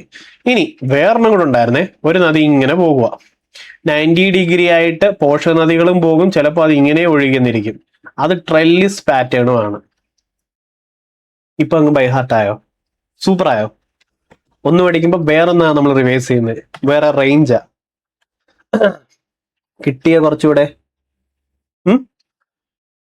റെഡിയാണോ? ഓക്കെ. അടുത്തൊരെണ്ണം, ഗംഗ ഏറ്റവും പുണ്യ നദിയാണ് അല്ലേ? ഇത് ആദ്യം ഞാൻ വരച്ചപ്പോ എന്തോ കമന്റ് എന്നറിയാം, പുണ്യ നദിയാണെന്ന്. വേണ്ട. അപ്പൊ ദേശീയ നദിയാക്കിയത് 2008. അത് റെഡി? ഹാപ്പി. ഗംഗാ നദിയുടെ ഉത്ഭവസ്ഥാനം എവിടാ? ഗായ്മുക്ക് ഗംഗോത്രി. അതും ഓക്കെ. ഗായ്മുത്ത് ഗംഗോത്രി, ഗായ്മുക്ക് ഗംഗോത്രി, ഗായ്മുക്ക് ഗംഗോത്രി കേട്ടോ. ഗായ്മുക്ക് ഗംഗോത്രി ഓർത്തു വെച്ചോണം. റെഡി? ഗായ്മുക്ക് ഗംഗോത്രി. ഇങ്ങോട്ട് നോക്കിക്കേ, ഇത് കണ്ടോ? മാപ്പ് നോക്കിക്കേ. ഈ കാണുന്ന ഫുൾ മാപ്പ് കണ്ടോ? ഇതാണ് ഇന്ത്യയുടെ മാപ്പ്. ഇതിൻ്റെ അകത്ത് പലയിടത്തും ഇങ്ങനെ മാപ്പ് കാണും. ഇവിടെ ഇത്രയുടെ ഇങ്ങനെ ആക്കിയും മാപ്പുകൾ പലയിടത്തും കാണും. എന്താന്ന് വെച്ച് കഴിഞ്ഞാൽ ഇത് പാകിസ്ഥാൻ ഒക്കുപ്പൈഡ് കാശ്മീർ ആണ്. പാകിസ്ഥാൻ അടിച്ചു മാറ്റിക്കൊണ്ടുപോയ പ്രദേശം ആയതുകൊണ്ട് തന്നെ നമ്മുടെ ഇന്ത്യയുടെ ഈ മാപ്പ് പലയിടത്തും കാണിക്കത്തില്ല, തെണ്ടികള് മോട്ടിച്ചുകൊണ്ട് പോയതാ. ഈ പ്രദേശമാണെങ്കിൽ ചൈന പിടിച്ചെടുത്ത് വെച്ചേക്കുന്ന സ്ഥലവുമാണിത്. അതുകൊണ്ട് ഇത് പല മാപ്പിലും കാണിക്കത്തില്ല. ശരിക്കും നമ്മുടെ മാപ്പ് ഇതേ ഇത്രയുണ്ട്. ഓക്കെ, ഇവളോ പെരുസതാ നമ്മുടെ ഇന്ത്യയുടെ മാപ്പ്. ഓക്കെ, അപ്പൊ അത് നമ്മൾ പഠിച്ചു. ഇനി അടുത്തൊരെണ്ണം, ഈ ഗംഗയുണ്ടോ എവിടെയാണ് ഈ വ്യാപിച്ച് കിടക്കുന്നതെന്നുള്ളത് ഒന്ന് മനസ്സിലാക്കിക്കേ. കണ്ടോ ഗംഗ എവിടെ ഉള്ളതെന്ന്? മാപ്പിലൊന്ന് നോക്കിക്കേ. ഗംഗ ഈ പ്രദേശത്താണ് ഉള്ളത്. അത് മാത്രമല്ല, ഇത് ഈസ്റ്റ് ഫ്ലോയിങ് അത് ഇങ്ങോട്ടാണ് ഒഴുകുന്നത്, പടിഞ്ഞാറോട്ടാണ് ഒഴുകുന്നത്, ബംഗാൾ ഉൾക്കടലിലോട്ടാണ് വന്ന് പതിക്കുന്നത്. കണ്ടോ? ഇതെല്ലാം ഇങ്ങോട്ട് ഒന്നും പോകുന്നില്ല, അറേബ്യൻ സീയിലോട്ട് ഒന്നും പോകുന്നില്ല. ഓക്കെ, അറേബ്യൻ സീയിൽ ഒന്നും പോകുന്നില്ല, ബംഗാൾ ഉൾക്കടലിലാണ് വന്ന് വീഴുന്നത്. ഇങ്ങോട്ട് ഈസ്റ്റിലോട്ടാണ് ഫ്ലോയിങ്, കിഴക്കോട്ടാണ് ഒഴുകുന്നത്. മറക്കരുത് കേട്ടോ. കുറച്ച് പാകിസ്ഥാൻ മോട്ടിലിരുന്നു. പിന്നല്ലാതെ ഏറ്റവും കൂടുതൽ മോട്ടിച്ചത് പാകിസ്ഥാൻ ഒക്കുപ്പൈഡ് കാശ്മീർ, ബാക്കി ചൈനയും. ഓക്കെ, അപ്പൊ ഇത്രയും കിട്ടിയോ? അപ്പം ബംഗാൾ ഉൾക്കടലിലോട്ട് വന്ന് വീഴുന്നത് ഗംഗാ നദിയുണ്ട്. അത് റെഡിയാണോ? ഞാൻ മാപ്പ് പറയാം, തമിഴ് പറയല്ല. ശരി. അടുത്ത് ഗംഗാ റിവർ 2008 ദേശീയ നദിയാക്കി. കിലോമീറ്റർ എത്ര ആയിരുന്നു? 2500 പല സോഴ്സിലുണ്ട്. പഴയതില് പുത്തൻ കണക്ക് പ്രകാരം 25 കിലോമീറ്റർ നോർത്ത് വെച്ചോണം. 25. ഓക്കെ, ഇത് ഈസ്റ്റ് ഫ്ലോയിങ് ആണ്. ഇന്ത പക്കം താൻ ഇന്ത നദി ഒഴുകറ. ഓക്കെ, ഈസ്റ്റ് ഫ്ലോയിങ് ആണ്. അത് ബംഗാൾ ഉൾക്കടലിൽ താൻ വന്ന് സേറ. ഓക്കെ, അതും റെഡിയാണോ? നാച്ചുറലി തമിഴ് വരുന്നത്, ഒന്നും ചെയ്യാൻ പറ്റത്തില്ല. അപ്പം ഇവിടെ ഉത്ഭവസ്ഥാനം എന്തുവായിരുന്നു നമ്മൾ പറഞ്ഞത്? ഉത്ഭവസ്ഥാനത്ത് ഗായ്മുഖ് ഹിമാനി അല്ലെ? ഗായ്മുഖ് ഗംഗോത്രി ഓർത്തു വെച്ചോണം. ഓക്കെയാ? ടീക്കെ. ഇനി ഉത്ഭവസ്ഥാനത്ത് ഗംഗാ നദി ഭഗീരഥി എന്നറിയപ്പെടും. ഉത്ഭവസ്ഥാനം എവിടെയായിരുന്നു? ഗായ്മുഖ് ഹിമാനി അല്ലെ ഗംഗോത്രി അല്ലെ? ഗംഗോത്രി ഗായ്മുഖ്. ശരി. എനിവേ ഗംഗാ നദി ഉത്ഭവസ്ഥാനത്ത് ഭഗീരഥി എന്നറിയപ്പെടും. ഓക്കെ, ഭഗീരഥി. അതായത് ഈ ഭാഗത്തെല്ലാം എഴുതി വെക്കണം. ഭഗീരഥി ഈ ഭാഗത്ത് ഞാൻ എഴുതും. ഭഗീരഥി എന്നറിയപ്പെടും ഉത്ഭവസ്ഥാനത്ത്. അത് ഓക്കെയാണോ? ശരി. ഭഗീരഥി അളകനന്ദയുമായി ചേരുന്ന സ്ഥലമാണ് ദേവപ്രയാഗ്. ഭഗീരഥി അളകനന്ദയുമായിട്ട് ചേരുന്നുണ്ട്. ഇത് നോക്കിക്കേ, ഈ സൂം. ഭഗീരഥി ഇതിവിടെ ഇങ്ങനെ വരുന്നു, അളകനന്ദ ഇവിടെ വരുന്നു, ഇത് രണ്ടും കൂടി ഇവിടെ വന്ന് ചേരുന്നു. അതിന് പേരെന്താ? ഭഗീരഥി ഇങ്ങനെ വരുന്നു, അളകനന്ദ ഇങ്ങനെ വരുന്നു, രണ്ടും കൂടെ കൂടി ചേരുന്നത് ദേവപ്രയാഗില. ഇമ്പോർട്ടന്റ് ക്വസ്റ്റ്യൻ ആണ്. ഓക്കെ, ശരി. അപ്പം ഇന്ദപ്പക്കം ഭഗീരഥി, ഉത്ഭവസ്ഥാനത്ത് ഭഗീരഥി എന്ന് അറിയപ്പെടും ഗംഗ. ഇന്ദപ്പക്കം അളകനന്ദ എന്ന് അറിയപ്പെടും. അപ്പൊ ഭഗീരഥി ഉത്ഭവസ്ഥാനത്ത് അറിയപ്പെടുമെങ്കിലും ഭഗീരഥി ഒഴുകി ഒഴുകി ഇങ്ക വന്ന് ഇപ്പുറത്തെ സൈഡിൽ അളകനന്ദയും കൂടെ വന്ന് സേരുമ്പോ താൻ അത് ദേവപ്രയാഗിൽ താൻ സേറേ. അത് ഓർത്ത് വെച്ചോണം. ദേവപ്രയാഗ് ഇമ്പോർട്ടന്റ്. ഇത്ര ഓർത്ത് വയ്ക്കോ? പെർഫെക്റ്റ്. അപ്പൊ അത് ഓർത്തോണം. അപ്പം ഭഗീരഥി ഉത്ഭവസ്ഥാനത്ത് അളകനന്ദയുമായി ചേരുന്നത് ദേവപ്രയാഗ് എന്നറിയപ്പെടും. ഭഗീരഥി ഇവിടെ വരുന്നു, അളകനന്ദ ഇവിടെ വരുന്നു. ഈ സ്ഥലമാണ് ദേവപ്രയാഗ്. ഓക്കെ, ദേവപ്രയാഗ്. ഓക്കെ, ഭഗീരഥി ഇവിടെ, അളകനന്ദ ഇവിടെ, ദേവപ്രയാഗ്. ഇത്രയും കിട്ടുമോ? ഭഗീരഥി അളകനന്ദ നദികൾ ദേവപ്രയാഗിൽ വെച്ച് ഒരുമിച്ച് ചേർന്ന് ഗംഗ എന്ന പേരിലാണ് ഒഴുകുന്നത്. അപ്പം ദേവപ്രയാഗ് മുതൽ ഇവിടെ മുതൽ എന്താ? ഗംഗ എന്നറിയപ്പെടും. ഓക്കെ ആണോ? ശരി. അപ്പൊ ഇന്ദപ്പക്കം അളകനന്ദ, ഇന്ദപ്പക്കം അളകനന്ദ, ഇന്ദപ്പക്കം ഭഗീരഥി. ഇത് രണ്ടും ചേർന്ന് ഒഴുകുമ്പോ താൻ ഗംഗ എന്ന പേരിൽ ഒഴുകറേ. ഓക്കെ, അപ്പൊ ഭഗീരഥി ഉത്ഭവസ്ഥാനത്ത്, അളകനന്ദ ഇപ്പുറത്തെ സൈഡിൽ, രണ്ടുകൂടെ ചേരുന്നു ദേവപ്രയാഗിൽ ഗംഗയായിട്ട് ഒരുമിച്ച് ഒഴുകുന്നു. ഓക്കെ ആണോ? ഓക്കെ അല്ലേ? ശരി, ഓക്കെ. ഇനി ഗംഗാ നദി ഒഴുകുന്ന പ്രധാന സംസ്ഥാനങ്ങൾ ഒന്ന് ചുമ്മാ ഇങ്ങോട്ടൊന്ന് നോക്കിക്കേ. അയ്യോ, ഇവിടെ സംസ്ഥാനം കൊടുത്തിട്ടില്ലേ? ഇങ്ങോട്ട് വായിച്ചാലും മതി, ചെറുതായിട്ടൊന്ന് വായിച്ചു വെച്ചേ. ഉത്തരാഖണ്ഡ്, ഉത്തർപ്രദേശ്, ബീഹാർ, ജാർഖണ്ഡ്, പശ്ചിമ ബംഗാൾ. ഇതൊക്കെയാണോ? ഉത്തരാഖണ്ഡ്, ഉത്തർപ്രദേശ്, ബീഹാർ, ജാർഖണ്ഡ്, പശ്ചിമ ബംഗാൾ. എല്ലാത്തിലും കൂടെ ചേർത്ത് എത്ര ഒഴുകുന്നേ? 25 കിലോമീറ്റർ. ദേശീയ നദി ആക്കിയത് എപ്പോഴാ? 2008. ഉത്ഭവസ്ഥാനത്ത് എന്താ അറിയപ്പെടുന്ന പേര്? ഭഗീരഥി എന്ന് അറിയപ്പെടുന്നുണ്ട്. ഭഗീരഥി പ്ലസ് അളകനന്ദ ചേർന്നൊഴുകുമ്പോ അതെവിടെയാ? ദേവപ്രയാഗിലായിരുന്നു. അപ്പൊ അറിയപ്പെടുന്ന പേരാണ് ഗംഗ. ഇത് ഇത്ര ഓക്കെ അല്ലേ? ഇത്രയും കിട്ടിയോ? ആരാ തെറി വിളിച്ച് തുമ്മാൻ തോന്നുന്നു?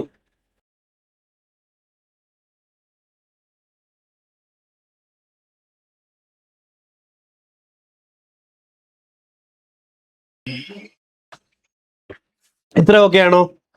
ശരി. ഗംഗ ഏറ്റവും കൂടുതൽ ദൂരം ഒഴുകുന്ന സംസ്ഥാനം ഉത്തർപ്രദേശ്. അത് ഓർത്ത് വെക്കോ. ഏറ്റവും കൂടുതൽ ഒഴുകുന്ന സംസ്ഥാനം എന്ന് പറയുമ്പോൾ ഉത്തർപ്രദേശാണ്. റെഡി? 1450. ഇന്ന് പഠിപ്പിച്ച എല്ലാം പുരിഞ്ചതാ ഫുള്ള്. അത്ര ഞാൻ ചോദിക്കുന്നുള്ളൂ. ആദ്യം തൊട്ട് കേട്ടിരുന്ന എല്ലാവരുടെയും ശ്രദ്ധയ്ക്ക്. ഇതുവരെ പഠിപ്പിച്ച എല്ലാം കിട്ടിയോ? ആ വേൾഡ് ബെസ്റ്റ് എന്ന് പറയുന്ന കാറ്റഗറിയിലേക്ക് എത്താൻ പറ്റിയിട്ടുണ്ടോ? പറ. അതോ നിങ്ങളുടെ ഭാഷയിൽ പറഞ്ഞ ആൾക്കാരെ യൂട്യൂബിലും ഇൻസ്റ്റാഗ്രാമിലും ഒക്കെ പറഞ്ഞ് വേൾഡ് ബെസ്റ്റ് എന്ന് പറഞ്ഞ് പറ്റിച്ച് ഇവിടെ വിളിച്ചുകൊണ്ട് വന്നിട്ട് പറ്റിച്ചു വിടുവാണോ? അതോ ബൈ ഹാർട്ടായോ? நீங்கத்தான் சொல்லணும். கிளாஸ் எப்படி இருக்க, இதுவரைக்கும் டீச் பண்ணது ரொம்ப பிடிச்சிருக்கையா இல்லையா? புரிஞ்சுது? கண்டிப்பா புரிஞ்சு. நல்லா பேசுங்க. தேங்க்யூ. எங்க அப்பாவோட அப்பா வந்து தமிழ் தான். ഇച്ചിരി ഓവറാകുമ്പോൾ എനിക്ക് തമിഴ്. ബാ, ഗംഗയുടെ പ്രധാന പോഷൻ. മതി ഉറക്കം മാറ്റാൻ വേണ്ടി ഇങ്ങനെ പലതും പറയാം. അത് കേട്ട ഉടനെ അത് കയറി പിടിച്ചങ്ങ് പോയി. എന്റെ തമിഴിലെ എന്റെ ഊര് മദ്രാസി. ഇനി ബാ, പോവാ അങ്ങ്. ഗംഗ 25 കിലോമീറ്റർ. ദേശീയ നദിയാക്കി 2008. ഏറ്റവും കൂടുതൽ ഉത്തർപ്രദേശിൽ ഒഴുകുന്നു. ഗായ്മുക്ക് എന്നെക്കാളും പെരിയ പാണ്ഡിക നീങ്കത്താൻ. ഗംഗോത്രി ഹിമാനി. ഓക്കെ, ഗായ്മുക്ക്, ഗംഗോത്രി, അതും കിട്ടി. ഉത്ഭവസ്ഥാനത്ത് ഭഗീരഥി, എന്നിട്ട് അളകനന്ദയുമായിട്ട് ചേർന്ന് ഒഴുകണേ അത് താൻ ഗംഗ.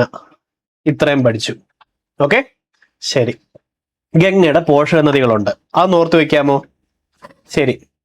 യമുന, കോസി, ദാമോദർ, സൺ, ഘാഗ്ര, ഗോമതി, ഗന്ധക്. ഇതൊക്കെ എങ്ങനെ പഠിക്കാൻ? അങ്ങനെ മാപ്പുകൾ ഉണ്ടാവും. മാപ്പില്ല. ഉണ്ട്. ഇങ്ങോട്ട് വാ. യമുന, ഇതുണ്ടോ? യമുന ഗംഗയുടെ ഏറ്റവും വലിയ പോഷക നദിയാണ് ഈ യമുന. ഗംഗയുടെ ഏറ്റവും വലിയ പോഷക നദിയാണ് ഈ കാണുന്ന യമുന. Okay, ready? ഓക്കെ, ഈ ഗംഗയുടെ ഏറ്റവും വലിയ പോഷക നദി യമുന. പോഷക നദികളിലെ ഏറ്റവും വലുത് കടലിൽ പതിക്കാത്തതും യമുനയാ. അതൊക്കെ ആണോ? ക്ലാസ്സിൽ ഇருந்து പഠിക്ക முடியும். Thank you. கொஞ்சம் ஸ்டாப் பண்ணுங்களா തമിഴ്. സവിത, ഏൻ എപ്പടി சொன்னேன்? എനിക്ക് തമിഴിൽ പഠിപ്പിക്കാനാണെങ്കിൽ കൂടുതൽ ഇഷ്ടം. അതുകൊണ്ടാ. ഉങ്ക തമിഴ് താൻ താങ്ക മുടിയല്ലേ. ഓക്കെ, ശരി. ഓക്കെ, റെഡി ആയിക്കോ. ഗംഗയുടെ ഏറ്റവും വലിയ പോഷക നദിയാണ് ഈ യമുന.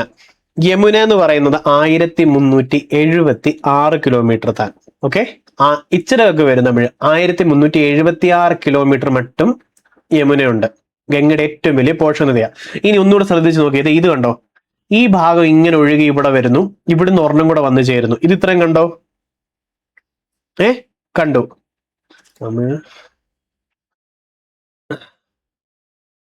എന്നിട്ട് ഇത് നോക്കിക്കേ, ഈ ഭാഗത്തിൽ ഗംഗ ഉത്ഭവിക്കുന്നേ ഉള്ളൂ. ആ സ്ഥലത്തിൽ എന്തോ പേര് അറിയപ്പെടുന്ന അറിയാമോ? പറയുവോ? ഈ സ്ഥലത്ത് ഇത് ഇങ്ങോട്ട് നോക്കിയേ, ഇത് ഒഴുകി ഒഴുകി ഒഴുകി ഒഴുകി ഇത് ഇവിടെ വരുന്നു. ഓക്കെ, ഈ ഭാഗത്ത് ഭഗീരഥിയ അല്ലെ ഉത്ഭവസ്ഥാനം. ഇത് ഗംഗോത്രി, ഗായമുഖ്, ഹിമാനി ഒക്കെയാണ് സമ്മതിച്ചു. പക്ഷെ ഉത്ഭവസ്ഥാനത്ത് ഈ മാപ്പിൽ നോക്ക്, ഇത് ഭഗീരഥി എന്നറിയപ്പെടും. ഭഗീരഥി ഇങ്ങനെ വന്ന് വന്ന് വന്ന് വന്ന് ഇവിടെ ചേരുക. ഇവിടെ വേറെ നദി ഇങ്ങനെ ഒഴുകി വരുന്ന കണ്ടോ? അയ്യോ, അത് മാഞ്ഞു പോയി അല്ലേ? അത് ഞാൻ ശരിയാക്കാം. ഇത് നോക്കിക്കേ, ഇത് നോക്കിക്കേ, ഈ സൈഡ്, ഇന്ത സൈഡ് എന്തോ പറയും, ഇത് അളകനന്ദേവ. അപ്പം ഒന്നുകൂടെ നമ്മൾ മാപ്പ് നോക്കി പഠിക്കുക. ഇവിടുന്ന് ഇങ്ങനെ വന്ന് ചേരുന്നു ഭഗീരഥി, ഈ ഭാഗത്തുനിന്ന് ഇവിടെ വന്ന് ചേരുന്നു അളകനന്ദ. രണ്ടും കൂടെ കൂടി ചേർന്നിട്ട് ഗംഗ എന്ന് പറഞ്ഞ് ഒഴുകുന്നത്. മനസ്സിലായോ അല്ലേ? പെർഫെക്റ്റ്. അപ്പം ഭഗീരഥയും അളകനന്ദയും കൂടെ ചേർന്ന് ഗംഗ എന്ന് ഒഴുകുന്നു. അതിലെ ഗംഗയും യമുനയും കൂടെ കൂടി ചേരുന്ന ഈ പ്രദേശം ഏതാ? അതാണ് അലഹാബാദ് അല്ലെ? അതാണ് അലഹാബാദ്. നമ്മളതിപ്പോ പഠിക്കാൻ പോവുകയാണ്. ഇത്രയും സംഭവങ്ങൾ കുറച്ചുകൂടെ വൃത്തിക്കുണ്ടോ, മാപ്പ് ഉൾപ്പെടെ കണ്ടു വേണം നമുക്ക് പഠിക്കാൻ വേണ്ടി, കേട്ടോ? ഞാനപ്പോ ഈ ഗ്രീൻ സ്ക്രീൻ ഒന്ന് വന്ന് സെറ്റ് പണിട്ടും വെയിറ്റ് பண்ணுங்களே.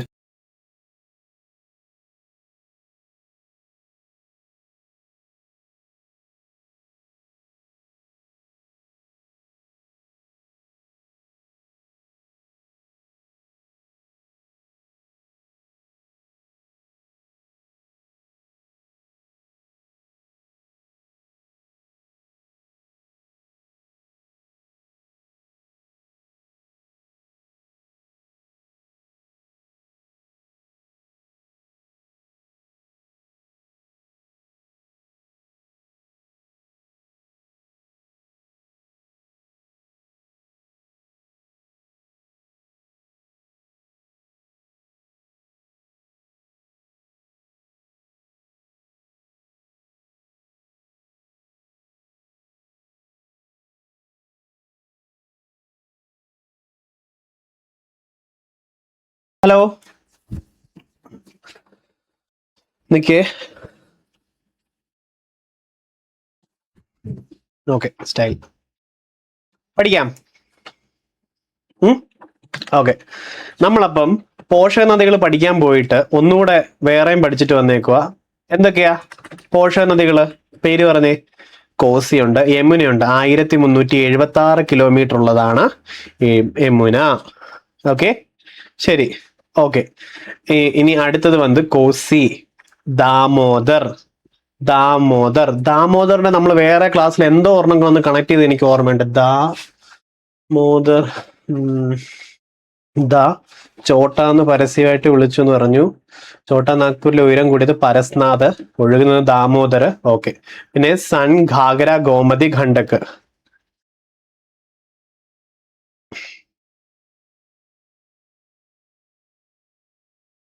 இது என்ன என்ன ஆச்சுங்க?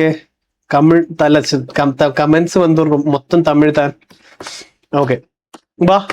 അപ്പോ ഒന്ന് നോക്കിക്കേ. യമുന, ഓക്കെ, ഘാഗര, ഗോമതി, ഗാണ്ടക്, കോസി, ദാമോദർ, സണ്ണ്, ബെത്വ. ഇതൊക്കെ ഓർത്തു വെക്കാൻ പറ്റിയ പ്രധാനപ്പെട്ട പോഷക നദികൾ. ഒന്നുകൂടെ നോക്കി വായിച്ചേ. ഏതാ? ഗുരുവാണ് വള്ളി അല്ലയോ? ശരി. ആരവല്ലി റേഞ്ചിലെ ഏറ്റവും ഉയരം കൂടിയ പ്രദേശം ഏതാ?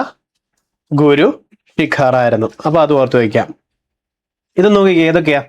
ഗംഗയുടെ പോഷക നദി യമുന, പിന്നെ സണ്ണ്, ഘാഗ്ര, ഖാണ്ടക്, ഗോമതി, കോസി, പിന്നെ എന്തേ പത്മയൊക്കെ ഇപ്പൊ പറയാൻ പോവാ നമ്മള്, വേറെ പേരുകൾ അതൊക്കെ.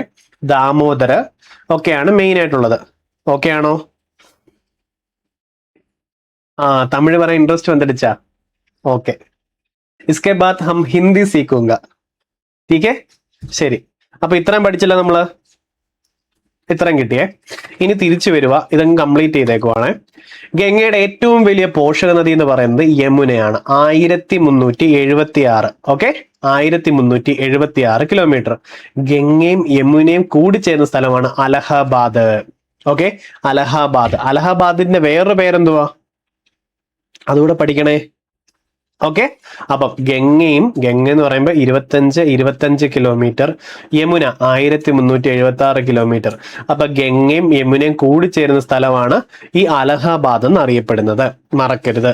അപ്പൊ നമ്മൾ പഴയത് മറക്കല്ല, ഭഗീരഥയും അളകനന്ദയും വന്ന് ചേർന്ന സ്ഥലത്തിന് എന്തോ പറയാം നമ്മള്, അത് ദേവപ്രയാഗ് അല്ലേ, അത് ദേവപ്രയാഗ് എന്ന് പറയും. എന്നാൽ ഗംഗ പ്ലസ് നമ്മുടെ യമുന ചേരുന്ന സ്ഥലമാണെന്നുണ്ടെങ്കിൽ പ്രയാഗ്രാജ്. ഓക്കെ, പ്രയാഗ്രാജ്. ഇത്രയും സാധനങ്ങൾ മറക്കരുത്. മറക്കുവോ? ഇല്ലല്ലോ. ശരി, ഇനി ഗംഗ യമുന സരസ്വതി നദികളുടെ സംഗമ സ്ഥാനം അറിയപ്പെടുന്ന ത്രിവേണി സംഗമം എന്ന് പറയാം, അത് അലഹാബാദില. ഗംഗ യമുന സരസ്വതി. അതെ, സരസ്വതി ലൂണി. സരസ്വതി ലൂണിയെ പറ്റി എന്തെങ്കിലും പറയാനുണ്ടോ? കഴിഞ്ഞ ക്ലാസ്സിൽ പഠിച്ചതാ, ഇമ്പോർട്ടന്റുവാ. സരസ്വതി ലൂണി രാജസ്ഥാൻ അല്ലേ, ബജ്ര ജോവർ സരസ്വതി ലൂണി രാജസ്ഥാൻ. ഇമ്പോർട്ടന്റ്, റിവൈസ് ചെയ്തേ പറ്റത്തുള്ളൂ, വേറെ ടോപ്പിക് ആയിരുന്നു, പക്ഷെ നമ്മൾ പഠിച്ചിട്ട് വന്നതാ. ഇനി ബംഗ്ലാദേശിൽ ബ്രഹ്മപുത്രയും ഗംഗയും ഒത്തുചേർന്ന് ഒഴുകുന്ന നദി അറിയപ്പെടുന്നത് മേഘന. ബംഗ്ലാദേശിൽ ഗംഗാ നദി പത്മ. ഗംഗ ആക്ഷൻ പ്ലാൻ 1986 കഴിഞ്ഞു. ഇനി നമ്മളത് വൃത്തിക്ക് പഠിക്കാൻ പോവാം. ഓക്കെ, ഗംഗ 25 കിലോമീറ്റർ, 2008 ദേശീയ നദിയാക്കി. തുടങ്ങുന്നിടത്ത് ഭഗീരഥി എന്നറിയപ്പെടും, ഗംഗോത്രി ഗായമുക്ക്. അടുത്ത യമുന 1376 കിലോമീറ്റർ, യമുനോത്രിയിൽ നിന്ന് തുടങ്ങുന്നുണ്ട്. ഗംഗയും യമുനയും കൂടി ചേരുന്നത് പ്രയാഗ്രാജ് ആയിരുന്നു. അവിടെ സരസ്വതി, അപ്രതീക്ഷിതമായി എന്ന് കരുതപ്പെടുന്ന സരസ്വതിയും കൂടെ കൂടി ചേരുന്നത് പ്രയാഗ്രാജ്. ത്രിവേണി സംഗമം അലഹാബാദ്, മറക്കരുത്. റെഡിയാണോ? മറക്കരുത്. Ganga plus Yamuna plus Saraswati, three നദികൾ വരുന്നു. ത്രിവേണി സംഗമമാണ് അലഹാബാദ്, മറക്കല്ല. ഓക്കെ ആണോ? ഓക്കെ, ശരി. അപ്പം ഇത്രയും സെറ്റ്. ഇനി ഗംഗ ആക്ഷൻ പ്ലാൻ ഉണ്ട് 1986. അത് വന്ന് പഠിച്ചിട്ട് താൻ പോണം. Ganga action plan 1986, Rajiv Gandhi. ഇനി പ്രധാനപ്പെട്ട ഒരെണ്ണം കൂടെ ഉണ്ട്, നമാമി ഗംഗ എന്ന് പറയും. ഇമ്പോർട്ടന്റ് ക്വസ്റ്റ്യൻ, 2014 ഗംഗ ശുദ്ധീകരിക്കാൻ വേണ്ടിയുള്ളതാണ് നമാമി ഗംഗ എന്ന് പറയുന്നത്. നമാമി ഗംഗ 2014, നമാമി ഗംഗ 2014. എന്നാൽ അതേപോലെ ഗംഗ ആക്ഷൻ പ്ലാൻ 1986 ആ സമയത്ത് രാജീവ് ഗാന്ധിയുവ. ഇത്ര ഓക്കെ ആണോ? അല്ലേ? ശരി, ഇനി ഈ സാധനം പഠിക്കണം നമുക്ക്. പത്മ, മേഘന. നമ്മുടെ ക്ലാസ്സിലുണ്ടോ അവര്? അതോ ആർക്കെങ്കിലും അയൽവാസികളുണ്ടോ? കൊള്ളാവോ? നല്ല ആൾക്കാരാണോ? നമാമി ഗംഗ നരേന്ദ്രമോദി 2014. ഇത് ഇമ്പോർട്ടന്റ്, അടുത്ത റിപ്പീറ്റഡ് ക്വസ്റ്റ്യൻ. എന്തുവാ? ഗംഗയുടെയും പുത്ര നദികളുടെ നിക്ഷേപണമായിട്ടുണ്ടാകുന്നതാണ് സുന്ദർബൻ ഡെൽറ്റ. ഓക്കെ, ശരിയാ പറഞ്ഞുതരാം. ഒന്നുകൂടെ നോക്കിക്കേ, ഈ സുന്ദർബൻ ഡെൽറ്റ എന്തൊക്കെ നദികൾ കൊണ്ടാണ് ഫോം ചെയ്യുന്നത്? ഇമ്പോർട്ടന്റ് ആണ്, ഒന്ന് കമന്റ് ഇട്ടേ.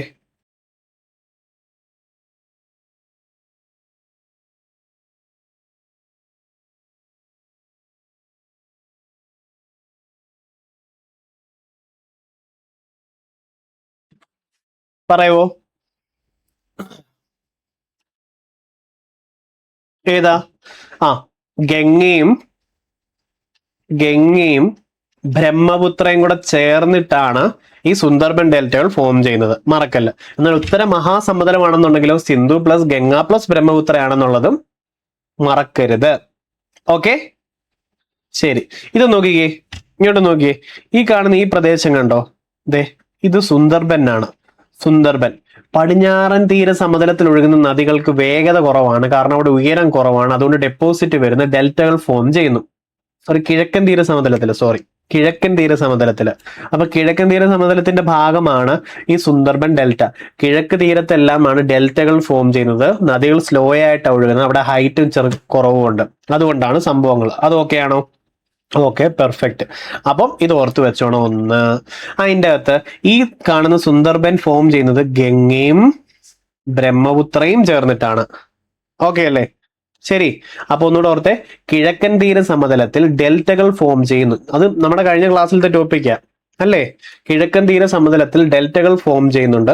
ആ കിഴക്കൻ തീര സമതലത്തിൽ ഡെൽറ്റകൾ ഫോം ചെയ്യാൻ കാരണം നദികൾക്ക് അവിടെ വേഗത കുറവാണ്, ഹൈറ്റ് കുറവാണ്, വീതി കൂടിയ സ്ഥലങ്ങളാണെന്നുള്ളത് ഓർത്തു വെച്ചോളും. സുന്ദർബൻ ഡെൽറ്റയാണ് ലോകത്തിലെ ഏറ്റവും വലിയ ഡെൽറ്റ.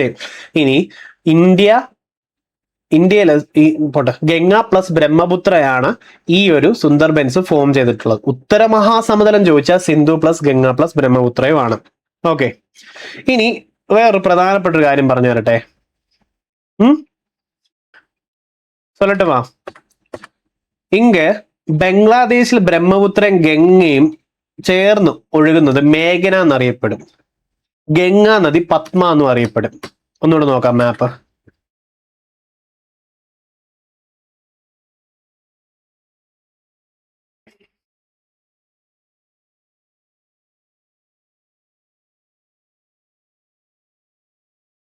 ഇങ്ങോട്ട് നോക്കിക്കേ. ദേ ഇങ്ങ് പത്മ എന്ന് പറഞ്ഞൊരു നദി ഉണ്ടോ? ഈ ഗംഗാ നദി ബംഗ്ലാദേശിൽ ഒഴുകുമ്പം അവിടെ ഗംഗ എന്നല്ല വിളിക്കുന്നത്, പത്മ എന്ന് താൻ കൂപ്പിടുറേ. ഓക്കെ, അപ്പൊ നമ്മളിപ്പോ നോക്കുക, പത്മ എന്നൊരു നദിയെ ഒരാൾ പറയുവാണെങ്കിൽ അവർ ബംഗ്ലാദേശികളാണ്. ബംഗ്ലാദേശിൽ ഗംഗാ നദി അവിടെ ചെല്ലുമ്പോൾ പത്മ എന്നാ പറയുന്നത്. ഓക്കെ, പത്മ എന്ന് പറയുന്നത് ഗംഗാ നദി ബംഗ്ലാദേശിൽ അറിയപ്പെടുന്നതാണ്. ടീക്കേ, ഓക്കെ. ഇനി ഈ ഗംഗയും ബ്രഹ്മപുത്രയും ഒരുമിച്ച് ചേർന്ന് ഒഴുകുന്നത് ബംഗ്ലാദേശിൽ എന്തോ അറിയപ്പെടുന്നേ? മേഘന എന്നറിയപ്പെടും. അതും ഇമ്പോർട്ടന്റ് ആണ്. ഒന്നുകൂടെ പറഞ്ഞുതരാം, ഇങ്ങോട്ടൊന്ന് കേട്ടെ. ഇതേ ഇതുകൂടെ നോക്കിക്കേ. പറ്റും. ഇൻ ദ ഗംഗാ നദി ബംഗ്ലാദേശിലോട്ട് കയറി ചെല്ലുമ്പോൾ പത്മ എന്നുള്ള പേരിലാണ് അറിയപ്പെടുന്നത്. പത്മ. ഗംഗാ നദി ഇന്ത്യയിലെ ഗംഗയാണ്, ബംഗ്ലാദേശിൽ ചെല്ലുമ്പോൾ പത്മ എന്ന് വിളിക്കും. ഓക്കെ, ശരി. ഇനി ഈ ബംഗ്ലാദേശില് ഗംഗയും ബ്രഹ്മപുത്രയും കൂടെ ഒരുമിച്ച് ഒഴുകുന്നുണ്ട്. നമ്മളെ യമുനയും അപ്പോട്ടെ ഭഗീരഥി അളകനന്ദി ഒരുമിച്ച് ഒഴുകുന്നതിനെ ഗംഗ എന്ന് വിളിച്ചു, അല്ലെ? ഇവിടെ ഗംഗയും ബ്രഹ്മപുത്രയും കൂടെ ബംഗ്ലാദേശിൽ ഒരുമിച്ച് ഒഴുകുമ്പോൾ അവിടെ മേഘന എന്ന് വിളിക്കുന്നുണ്ട്. ഓക്കെ, അതാണ് ഈ മേഘന. ഇപ്പൊ കിട്ടിയോ ഇത്തരം സംഭവങ്ങള്? കിട്ടിയോ? മേഘനയും കിട്ടണം, പത്മയും കിട്ടണം. ഓക്കെ ആണോ? ഇനി ഞാൻ മൊത്തത്തിൽ ഒന്ന് പറഞ്ഞു തരാവേ, ജസ്റ്റ് ഒന്ന് കേട്ടോണേ. ഒരു ഫൈനൽ റിവിഷൻ പോലെ, പക്ഷെ ചുമ്മാ പറയുക. ഓക്കെ, എന്തുവായിരുന്നു പറയുന്നത്? കോൺസെൻട്രേറ്റ് ചെയ്യുന്ന തമിഴിൽ എങ്ങനെയാന്ന് പറയുന്നത്? ഇങ്ക പാറൊന്നല്ല. ഓക്കെ, ശ്രദ്ധിച്ചിരിക്കേ. ഓക്കെ, ദേ ഈ കാണുന്ന ഭാഗം കണ്ടോ? നിങ്ങൾക്ക് കാണാൻ പറ്റുമോ ഇവിടെ? അതായത് ഈ കാണുന്ന ഭാഗം ഇതാണ് ഗംഗോത്രി അല്ലെങ്കിൽ ഗായ്മുഖ് എന്ന് പറയുന്നത്. ഇവിടെയാണ് ഗംഗയെ ഭഗീരഥി എന്നറിയപ്പെടുന്നത്. ഭഗീരഥി നദി എന്നറിയപ്പെടും. ഇവിടെ അളകനന്ദയാണിത്, അളകനന്ദ. ഈ ഭഗീരഥി ഇങ്ങനെ ഒഴുകി ഇവിടെ വരുന്നു, അളകനന്ദ ഒഴുകി ദേ ഇവിടെ വരുന്നു. ഈ പ്രദേശം ഏതാ? ഇതാണ് ദേവപ്രയാഗ് എന്നറിയപ്പെടുന്നത്. ഓക്കെയാ? ഗവനിക്കുക. ഇതിനെയാണ് ദേവപ്രയാഗ് എന്ന് പറയുന്നത്. ഓക്കെ, അങ്ങനെ ദേവപ്രയാഗിൽ നിന്ന് അവരിങ്ങനെ ഒഴുകി വരുമ്പോഴുണ്ടല്ലോ ഗംഗയായി മാറുന്നു. ഭഗീരഥയും അളകനന്ദയെ ഒരുമിക്കുമ്പോഴാണ് ഗംഗയാവുന്നത്. ഗംഗ ഒഴുകി ഇവിടെ വരുന്നു. ഇനി യമുനതെ 1376 കിലോമീറ്റർ ഉള്ള യമുനയും ഗംഗയും കൂടെ ഒരുമിച്ച് ചേരുന്നതാണ് പ്രയാഗ്രാജ് അല്ലെങ്കിൽ അലഹാബാദ്. ഓക്കെ, അപ്പൊ അവിടുന്ന് നമ്മൾ ഇങ്ങനെ ഒരുമിച്ച് ഒഴുകി പോവാം. ഓക്കെ, ഒഴുകി ബംഗ്ലാദേശിൽ ചെന്നപ്പോ ഗംഗയെ വിളിച്ച പേര് പത്മ എന്ന. ഓക്കെ, അപ്പൊ ഈ ബ്രഹ്മപുത്രൻ ഗംഗയും കൂടെ ഒരുമിച്ച് ചേർന്ന് കഴിഞ്ഞാൽ ബംഗ്ലാദേശിൽ മേഘന എന്നറിയപ്പെടും. അതൊക്കെയാണോ? മേഘന എന്ന് അറിയപ്പെടുന്നു. ഇത്രയും കിട്ടുവോ? ഇത്രയും കിട്ടണം. ഇത്രയേ ഉള്ളൂ. ശരി. ഇനി പിന്നെ പ്രധാനപ്പെട്ടത് പോഷക നദികളുണ്ട്. ഗോമതി, ഗാഗ്ര, ഖാണ്ടക്, കോസി, ദാമോദർ, സണ്ണ്, ബെത്വ, ഇതൊക്കെ ഇതിന്റെ പോഷക നദികളുമാണ്. ഇത്രയും കിട്ടുമോ? ഇതിനെ ഒന്ന് നോക്കിക്കേ. ഇതെന്തുവാ? ഗംഗ ഡോൾഫിൻ.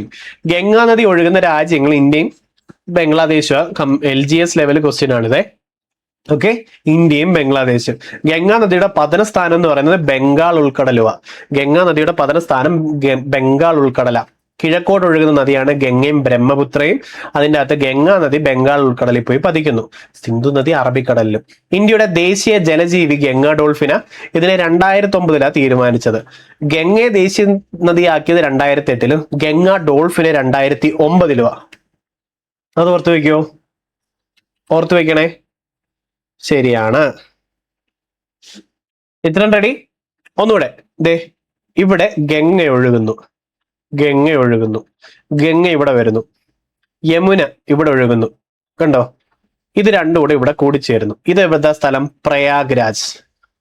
പ്രയാഗ്രാജ് എന്നറിയപ്പെടുന്നു. ഈ ഗംഗ ഒഴുകി ഒഴുകി ഒഴുകി ഇത് ബംഗ്ലാദേശാണ്. ഈ ടെറിട്ടറിയെ ബംഗ്ലാദേശ്. കണ്ടോ? ഈ ടെറിട്ടറി ബംഗ്ലാദേശാണ്. ഈ ബംഗ്ലാദേശിലോട്ട് ഇവിടെ കയറുമ്പോൾ ഇതിനെ പത്മ എന്ന് വിളിക്കും, പത്മ എന്ന് വിളിക്കും. ഈ ബ്രഹ്മപുത്രയും ഗംഗയും കൂടെ ഒരുമിച്ച് ഒഴുകുമ്പോൾ ഇവിടെ മേഘന എന്ന് വിളിക്കും. ഓക്കെ, ഇവരെല്ലാം കൂടെ ബംഗാൾ ഉൾക്കടലിലാണ് വന്ന് വീഴുന്നത്. അതിലെ ഈ സുന്ദർബൻ ഡെൽറ്റ ഫോം ചെയ്യാൻ കാരണമായിട്ടുള്ള നദികൾ ഏതൊക്കെയാണെന്ന് ചോദിക്കും. അതാണ് പ്രയോറിറ്റി. പറയോ?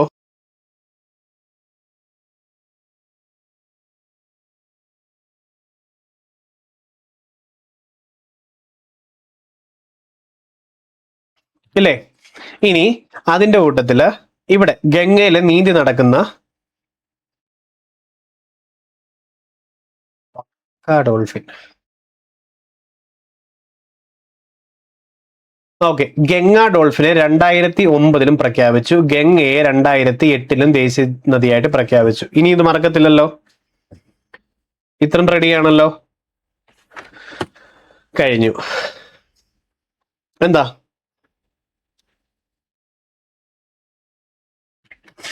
അപ്പോൾ നമ്മൾ ഓൾമോസ്റ്റ് എല്ലാം പഠിച്ചു. ഈ മാപ്പിന്റെ അകത്തെ നോക്കിയിട്ട് നമ്മൾ ഒന്നാമത്തെ ദിവസം മുതൽ ഇവിടെ വരെ നമ്മുടെ ഇന്ത്യൻ ജോഗ്രഫി തുടങ്ങിയിട്ട് ഇവിടെ വരെയുള്ള സംഭവം ഞാൻ ഓടിച്ചു വിട്ട് ഒരു ഒറ്റ മിനിറ്റ് പറയട്ടെ. കേട്ടിട്ട് പ്രാന്താവല്ല, പക്ഷേ ആവശ്യം വരും. ഓക്കെ, ഇങ്ങ ഗവനിക്ക്. മൊത്തത്തിലൊന്ന് പറയാൻ പോവാം. ഇന്ത്യ മൊത്തത്തിലെ ബൗണ്ടറി അതിർത്തി മൊത്തത്തിൽ ഇങ്ങനെ കറങ്ങി വരുന്നതാണെങ്കിൽ 15,000 കിലോമീറ്റർ ആയിരുന്നു. എന്നാലേ വേണ്ട കടൽ തീരത്തിന്റെ മാത്രം അതിർത്തി നോക്കുവാണെന്നുണ്ടെങ്കിൽ അത് 7,000 കിലോമീറ്ററും ആയിരുന്നു. ഓക്കെ ആയിരുന്നോ? ശരി. 32 ലക്ഷം സ്ക്വയർ ഫീറ്റ് ആയിരുന്നു അല്ലെ? 32 ലക്ഷം സ്ക്വയർ ഫീറ്റ് കിലോമീറ്റേഴ്സ് ആയിരുന്നു ഈ ഇന്ത്യയുടെ മൊത്തത്തിലെ ഏരിയ ഉണ്ടായിരുന്നത്. അതിലെ തെക്ക് വടക്കാണെന്നുണ്ടെങ്കിൽ 3214 കിലോമീറ്ററും കിഴക്ക് പടിഞ്ഞാറാണെങ്കിൽ 33 കിലോമീറ്ററും ആയിരുന്നു. പെർഫെക്റ്റ്, അതും കഴിഞ്ഞു. ഓക്കെ, ഇനി ഇന്ത്യയുടെ വടക്കേ അറ്റം ഇന്ദിരാ കോളായിരുന്നു. തെക്കേ അറ്റം എന്ന് പറയുന്നത് ഇന്ദിരാ പോയിന്റ്. ഉപദ്വീപീയ ഇന്ത്യയുടെ തെക്കേ അറ്റം പറയുമ്പോഴായിരുന്നു കന്യാകുമാരി. കിഴക്ക് കിബുത്തു, പടിഞ്ഞാറ് ഗുഹാർ മോട്ടി. അപ്പൊ അതും കൂടെ പെർഫെക്റ്റ് ആയിട്ട് കഴിഞ്ഞു. ഇനി അത് കഴിഞ്ഞിട്ട് നമ്മൾ പറഞ്ഞത് ഇവിടെ ഉത്തരപർവ്വത മേഖല ഉണ്ട്. അതിൽ ട്രാൻസ് ഹിമാലയം എന്ന് പറയും. കാരക്കോറം, ലഡാക്ക്, സസ്കർ, ഹിന്ദു കുഷ്, കൈലാസം ഉണ്ട്. അതിലെ കാരക്കോറത്തിലാണ് മൗണ്ട് കേറ്റ് ഉള്ളത്. ഗോഡ്വിൻ നാസിൻ 8611 മീറ്റർ. ഇന്ത്യയിലെ ഉയരത്തിൽ സ്ഥിതി ചെയ്യുന്ന കൊടുമുടി ഏതാന്ന് ചോദിച്ചു കഴിഞ്ഞാൽ ഗോഡ്വിൻ നാസിന. തർക്കരഹിതമായിട്ടുള്ള ഇന്ത്യയിലെ ഉയരത്തിൽ കൊടുമുടി ഏതാന്ന് ചോദിച്ചാൽ കാഞ്ചൻജംഗ 85-86 കിലോമീറ്റർ ആണ് അതിന്റെ ഹൈറ്റ്. അപ്പം ഈ ട്രാൻസ് ഹിമാലയം എന്ന് പറയുന്ന ഭാഗം ഈ ഭാഗമാണ്. കാരക്കോറം, ലഡാക്ക്, സസ്കർ, ഹിന്ദു കുഷ്, കൈലാസം ഈ ട്രാൻസ് ഹിമാലയത്തിന്റെ ഇവിടെ ഉള്ളത്. പിന്നുള്ളത് ഹിമാദ്രി, ഹിമാചൽ, ശിവാലിക് എന്നുള്ള പ്രദേശമാണ്. ഹിമാദ്രിയാണ് ഹിമാലയത്തിന്റെ നട്ടെല്ല്. പിന്നെ സുഖവാസ കേന്ദ്രങ്ങൾ ഹിമാചലിലും ശിവന്റെ തിരുമുടി എന്നറിയപ്പെടുന്നതാണ് ശിവാലിക് ഉരുൾപൊട്ടലുള്ളതും. ഇവിടെയാണെങ്കിലോ ഖാരോ, ഖാസിൻ, ജയന്തിയ, പട്കായ്ബ, മിസോ ഹിൽസ്, ലൂഷ ഹിൽസ് ഇതെല്ലാം ഈ ഭാഗത്താണുള്ളതെന്ന് ഓർത്തു വെച്ചോണം. ഓക്കെ അല്ലേ? പെർഫെക്റ്റ്. മൊത്തത്തിൽ 2400 കിലോമീറ്റർ ഇങ്ങനെ വ്യാപിച്ചു കിടക്കുക അല്ലേ? ഇതെല്ലാം ഇത്രയും ക്ലാസ് നമ്മൾ പക്ഷേ ഇത് മണിക്കൂറിൽ എടുത്ത് പഠിച്ചതാ. ഇപ്പൊ ഇത് കേൾക്കുമ്പോൾ റിവിഷനായിട്ട് തോന്നാവൂ. എന്താ പിന്നെ നമ്മൾ പറഞ്ഞത് ഉത്തര മഹാസമതലം, അത് ഈ പ്രദേശമാണ് അല്ലേ? ഉത്തര മഹാസമതലം ഇത്രയുണ്ട്. അത് സിന്ധു പ്ലസ് ഗംഗ പ്ലസ് ബ്രഹ്മപുത്ര കാരണം ഫോം ചെയ്തിട്ടുള്ളതാണെന്നും പറഞ്ഞായിരുന്നു അല്ലെ? സിന്ധു പ്ലസ് ഗംഗ പ്ലസ് ബ്രഹ്മപുത്ര കാരണമാണ് ഈ ഉത്തര മഹാസമതലം ഫോം ചെയ്തിട്ടുള്ളത്. ഇവിടെ ബാബർ ആണ്, ഉരുളങ്കലുള്ള പ്രദേശം ബാബർ, ഉരുളങ്കലുള്ള പ്രദേശം ബാബർ. അവിടെ നദികൾ അപ്രത്യക്ഷിതമാകുന്നു. പിന്നുള്ളത് ചെറായി ആണ്, സസ്യജാലങ്ങൾ തഴച്ചു വളർന്ന പ്രദേശമാണ് ചെറായി. പിന്നെ പുത്തൻ അലുവിയൽ സോയിൽ, പുത്തൻ ഖദർ ആണ് ഖാദർ. പുത്തൻ ഖദർ ഇട്ട് നടക്കുന്ന ആളാണ് ഖാദർ. പഴയ അലൂവിയൽ സോയിലാണ് ബംഗ്ലാവ്, പഴയ ബംഗ്ലാവ് ബാങ്കർ, പഴയ ബംഗ്ലാവ് ബാങ്കർ അല്ലേ? അത് കഴിഞ്ഞ് ഉപദ്വീപീയ ഇന്ത്യ. ഉപദ്വീപീയ ഇന്ത്യ മധ്യമേടെന്നും ഡെക്കാൻ പ്ലേറ്റോ എന്നും ഡിവൈഡ് ചെയ്യും. മധ്യമേടിന്റെ അകത്താണ് മാൽവ പീഠഭൂമി, ചോട്ടാ നാഗ്പൂർ പീഠഭൂമി ഒക്കെ ഉള്ളത്. ഇവിടെ ഇതുകൂടെ വേണം. ഈ ഉത്തര മഹാസമുദ്രത്തിന്റെ കിലോമീറ്റർ എന്ന് പറഞ്ഞാൽ 3200 കിലോമീറ്റർ വിട്ടാണ് ഇവിടം തൊട്ട് ഇവിടെ വരെ ഉള്ളത്. അതിന്റെ ഈ ഒരു സംഭവമാണെങ്കിൽ 300 മുതൽ 150 കിലോമീറ്റർ വരെ ഡിസ്റ്റൻസ് ഇങ്ങനെ ഉണ്ടായിരിക്കും അല്ലെ. പിന്നെ ഹൈറ്റ് എന്ന് പറയുന്നത് 1000 തൊട്ട് 1500 മീറ്റർ വരെ ആയിരിക്കും ഇതിന്റെ ഹൈറ്റ് ഉണ്ടായിരിക്കുക. പിന്നെ നമ്മൾ പറഞ്ഞു ഉപദ്വീപീയ ഇന്ത്യയിലാണെന്നുണ്ടെങ്കിൽ മധ്യമേടുണ്ട്, മാൽവ. മാൽവ പറയുന്ന പീഠഭൂമി ആരവല്ലിയുടേതും വിന്ധ്യ സത്പുരയുടെ ഇടയിലാണ്. പിന്നെ ചോട്ടാ നാഗ്പൂരുമാണ് ഉള്ളത്. ഇത്രയും സംഭവം നമ്മൾ പറഞ്ഞു. പിന്നെ തീരപ്രദേശം, കിഴക്കൻ തീരപ്രദേശത്തിലാണെന്നുണ്ടെങ്കിൽ ഡെൽറ്റകൾ ഫോം ചെയ്യുന്നുണ്ട്. അവിടെ നദികൾ ഒഴുകുന്നത് സ്ലോ ആണെന്ന് പറഞ്ഞിട്ടുണ്ടായിരുന്നു, ഡെപ്പോസിറ്റ് ചെയ്യും. അതുകൊണ്ട് തന്നെ കിഴക്കൻ തീര സമതലത്തിൽ നോർത്ത് സർക്കാർ, വടക്ക് സർക്കാർ എന്നും സിർക്കാർസ് കേട്ടോ, സിർക്കാർ എന്നും. പിന്നെ കോറമണ്ടൽ കോസ്റ്റും കിഴക്കൻ തീര സമതലത്തിലാണ്. പടിഞ്ഞാറൻ തീര സമതലത്തിൽ ഗുജറാത്ത് കോസ്റ്റും കൊങ്കൺ കോസ്റ്റും പിന്നെ മലബാർ കോസ്റ്റുമാണ് ഉള്ളത്. പടിഞ്ഞാറൻ തീര സമതലത്തിൽ ഒഴുക്ക് കൂടുതലാണ്, ഹൈറ്റ് കൂടുതലാണ്. അതുകൊണ്ട് ആഴികളും അഴിമുഖങ്ങളും കായലുകളും കൂടുതലായിരിക്കും. ഇത്തരം സംഭവങ്ങളാണ് പറഞ്ഞത്.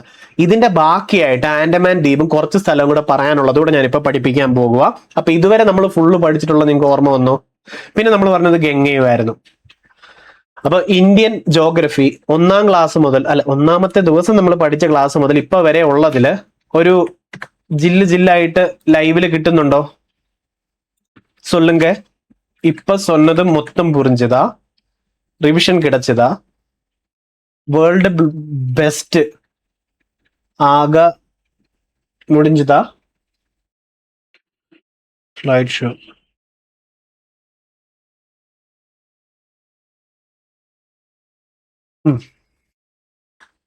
ഓക്കെ ആണോ? ജീവിതത്തിൽ ഇങ്ങനെ സംഭവിച്ചിട്ടുണ്ടോ ഏതെങ്കിലും ക്ലാസ്സുകളിൽ? ഓക്കെ, മൊത്തം പുരിഞ്ചത്. തമിഴും നേസിക്കണം. ഓക്കെ, എല്ലാം പുരിഞ്ചത് അണ്ണാച്ചി. ഓക്കെ, ശരി. World best tag, thank you. ഇനി നമ്മള് ലാസ്റ്റ് ക്ലാസ്സിലത്തെ ഒരു സാധനം കൂടെ പഠിക്കാൻ പോവാ. എന്തുവാ? പടിഞ്ഞാറൻ തീരസമതലവും കിഴക്കൻ തീരസമതലവും നമ്മൾ പറഞ്ഞുകൊണ്ടിരിക്കുമല്ലായിരുന്നോ? ഈ കിഴക്കൻ തീരസമതലം എന്ന് പറയുമ്പോൾ ബംഗാൾ ഉൾക്കടലിന്റെ അവിടെ. അതെ, കിഴക്കൻ തീരസമതലം എന്ന് പറയുന്നത് ബംഗാൾ ഉൾക്കടലിന്റെ അവിടെ. ഓക്കെ ആണല്ലോ. ഇവിടെയാണ് ഡെൽറ്റകൾ ഫോം ചെയ്യുന്നത്. ഓക്കെ ആണല്ലോ. നദികൾ സ്ലോ ആയിട്ട് ഒഴുകുന്നത്. ഓക്കെ ആണല്ലോ. അതുകൊണ്ട് തന്നെ ഡിപ്പോസിറ്റ് ചെയ്യുന്നുണ്ട്. ഓക്കെ അല്ലേ? ഈ സുന്ദർബന്റെ അകത്ത് ഗംഗയും ബ്രഹ്മപുത്രയും കൂടെ ചേർന്നിട്ടാണ് ഉള്ളത്. ഗംഗ ബംഗ്ലാദേശി പത്മ എന്നറിയപ്പെടും. ഗംഗയും ബ്രഹ്മപുത്രയും കൂടെ ഒരുമിച്ച് ചേർന്ന് ഒഴുകി കഴിഞ്ഞാൽ മേഘന എന്നും ബംഗ്ലാദേശിൽ അറിയപ്പെടും. സുന്ദർവനം പ്രദേശം മുതൽ കന്യാകുമാരി ഉള്ളത് കിഴക്കൻ തീര സമതലമാണ്. ഇവിടെ വടക്ക് സിർക്കാർ, നോർത്ത് സിർക്കാർ എന്നും കിടക്കും, കോറോ മണ്ടൽ കോസ്റ്റ് എന്നും കിടക്കും. അത്ര ഓക്കെ അല്ലേ? ഈ ഭാഗത്താണെന്നുണ്ടെങ്കിൽ Gujarat coast, Konkan coast, Malabar coast എന്ന് കിടക്കും. ഇവിടെ അഴിമുഖങ്ങളും അഴിയൊക്കെ ഫോം ചെയ്യുന്നതും ലഗൂൺ, കായലുകൾ ഫോം ചെയ്യുന്നതിനുള്ള ചാൻസസ് വളരെ കൂടുതലാണ്. കാരണം ഈ പ്രദേശത്തെ ഹൈറ്റ് കൂടുതലാണ്, ഭയങ്കര ഹൈറ്റാ. ഈ പ്രദേശത്തെ ഹൈറ്റ് കുറവാണ്. അതുകൊണ്ടാണ് പതിയെ നദികൾ ഒഴുകുന്നത്. ഇവിടെ കുത്തി ഒലിച്ച് ഒഴുകുന്നു എന്ന് ഓർത്ത് വെച്ചോണം. അങ്ങനെയാണ് പഠിക്കേണ്ടത് കേട്ടോ. വീതി താരതമ്യേന കൂടുതലാണ് കിഴക്കൻ പ്രദേശത്ത്. നോക്കിക്കേ, വീതി കൂടുതലല്ലയോ? നല്ല വീതി കൂടുതലല്ല. ഡെൽറ്റകൾ ഫോം ചെയ്യുന്നതുകൊണ്ട് വീതി കൂടുതലാ, പതിയെ ഒഴുകുന്നത്. കോറമണ്ടൽ തീരം, വടക്കൻ സിർക്കാറൊക്കെ കിഴക്കൻ തീര സമതലത്തിലാ ഡെൽറ്റകൾ രൂപീകരിക്കുന്നുണ്ട്. ഇത് ഇന്നലെയും പഠിച്ചതാ, പക്ഷെ SCRT-യിലത്തെ ഒന്നുകൂടെ അങ്ങ് വായിച്ചു തരുക. പടിഞ്ഞാറ് തീരമാണെങ്കിലോ അറബിക്കടലിനും പശ്ചിമഘട്ടത്തിനും ഇടയില, റാൺ ഓഫ് കച്ച് മുതൽ കന്യാകുമാരി വരെ താരതമ്യേന വീതി കൂടുതലാണ്. ഗുജറാത്ത് തീരസമതലം, കൊങ്കൺ, മലബാർ തീരസമതലം എന്നിങ്ങനെ പറയുന്ന കായലുകളും അഴിമുഖങ്ങളും ഇവിടെ കൂടുതലായിട്ട് കാണപ്പെടുന്നു. അപ്പൊ ഈ രണ്ട് സൈഡും വൃത്തിക്ക് കിട്ടിയോ? രണ്ട് സൈഡിലും വൃത്തിക്ക് കിട്ടിയോ? ഇത് പറഞ്ഞപ്പോഴാണ് ഓർത്തത്. പ്ലേ സ്റ്റോർ നമ്മള് 50K കഴിഞ്ഞിട്ടുണ്ട്. താങ്ക് യു സോ മച്ച് നിങ്ങൾ എല്ലാവരും. അത് okay, thank you so much. അതിൻ്റെ അകത്ത് നമുക്ക് 5 സ്റ്റാർ ഇപ്പം മൊത്തം കിടക്കുന്നത്. പിന്നെ കുറെ 4 സ്റ്റാർ ഒക്കെ ഉണ്ട്, പിന്നെ 1 ഒക്കെ വന്നിട്ടുണ്ട്, എന്തോ അറിയത്തില്ല. എനിവേ, അതിൽ 1K റിവ്യൂസ് ആണുള്ളത്. നിങ്ങൾ ഇനി റിവ്യൂ ചെയ്യാനുള്ളവരുണ്ടെങ്കിൽ, ശരിക്കും നമ്മുടെ ക്ലാസ് ഇഷ്ടപ്പെട്ടു, നിങ്ങൾക്ക് എന്തെങ്കിലും ഇമ്പ്രൂവ്മെന്റ് ഉണ്ട്, ഗ്രോത്ത് ഉണ്ട്, ഈ പറയുന്ന മാർക്കറ്റിംഗ് പോലെ തന്നെ ക്ലാസ്സിൽ അതിന്റെ ക്വാളിറ്റീസും സർവീസിൽ അതിന്റെ ഇതും മെയിൻറ്റെയിൻ ചെയ്യുന്നുണ്ടെന്ന് തോന്നിയാൽ നിങ്ങളുടെ അഭിപ്രായങ്ങൾ അതിൽ അറിയിക്കാൻ മറക്കരുത്. പ്ലേ സ്റ്റോറിൽ പോയി റേറ്റിംഗ് തരുമോ? പ്ലേ സ്റ്റോറിൽ പോകുന്നു, റേറ്റിംഗ് സമയമുള്ളപ്പോൾ മാത്രം. പഠിച്ചു കഴിഞ്ഞ് എപ്പോൾ സാറ്റിസ്ഫൈഡ് ആയിട്ട് ഹാപ്പി ആയിട്ടിരിക്കുമ്പോഴും ഒരു റേറ്റിംഗ് തരാൻ മറക്കില്ല. കാരണം 1K റിവ്യൂസ് ആണ് ഇപ്പൊ നമുക്ക് കിടക്കുന്നത്. അതിലെ ഒരു റിവ്യൂ എന്ന് പറഞ്ഞു കഴിഞ്ഞാൽ ഏറ്റവും ഹെൽപ്ഫുൾ ആയിരിക്കും. കാരണം ഒരു സ്റ്റുഡന്റ് ആദ്യം ഡൗൺലോഡ് ചെയ്യാൻ വായിച്ചു നോക്കുന്നത് ഇതായിരിക്കും, എന്തുവാ ഇവിടെ നടക്കുന്നത്, കള്ളന്മാരാണോ, നോർത്ത് ഇന്ത്യൻ പോലെ ആപ്പുകളാണോ, അങ്ങനെയൊക്കെ ചോദിക്കും. ഓക്കെ.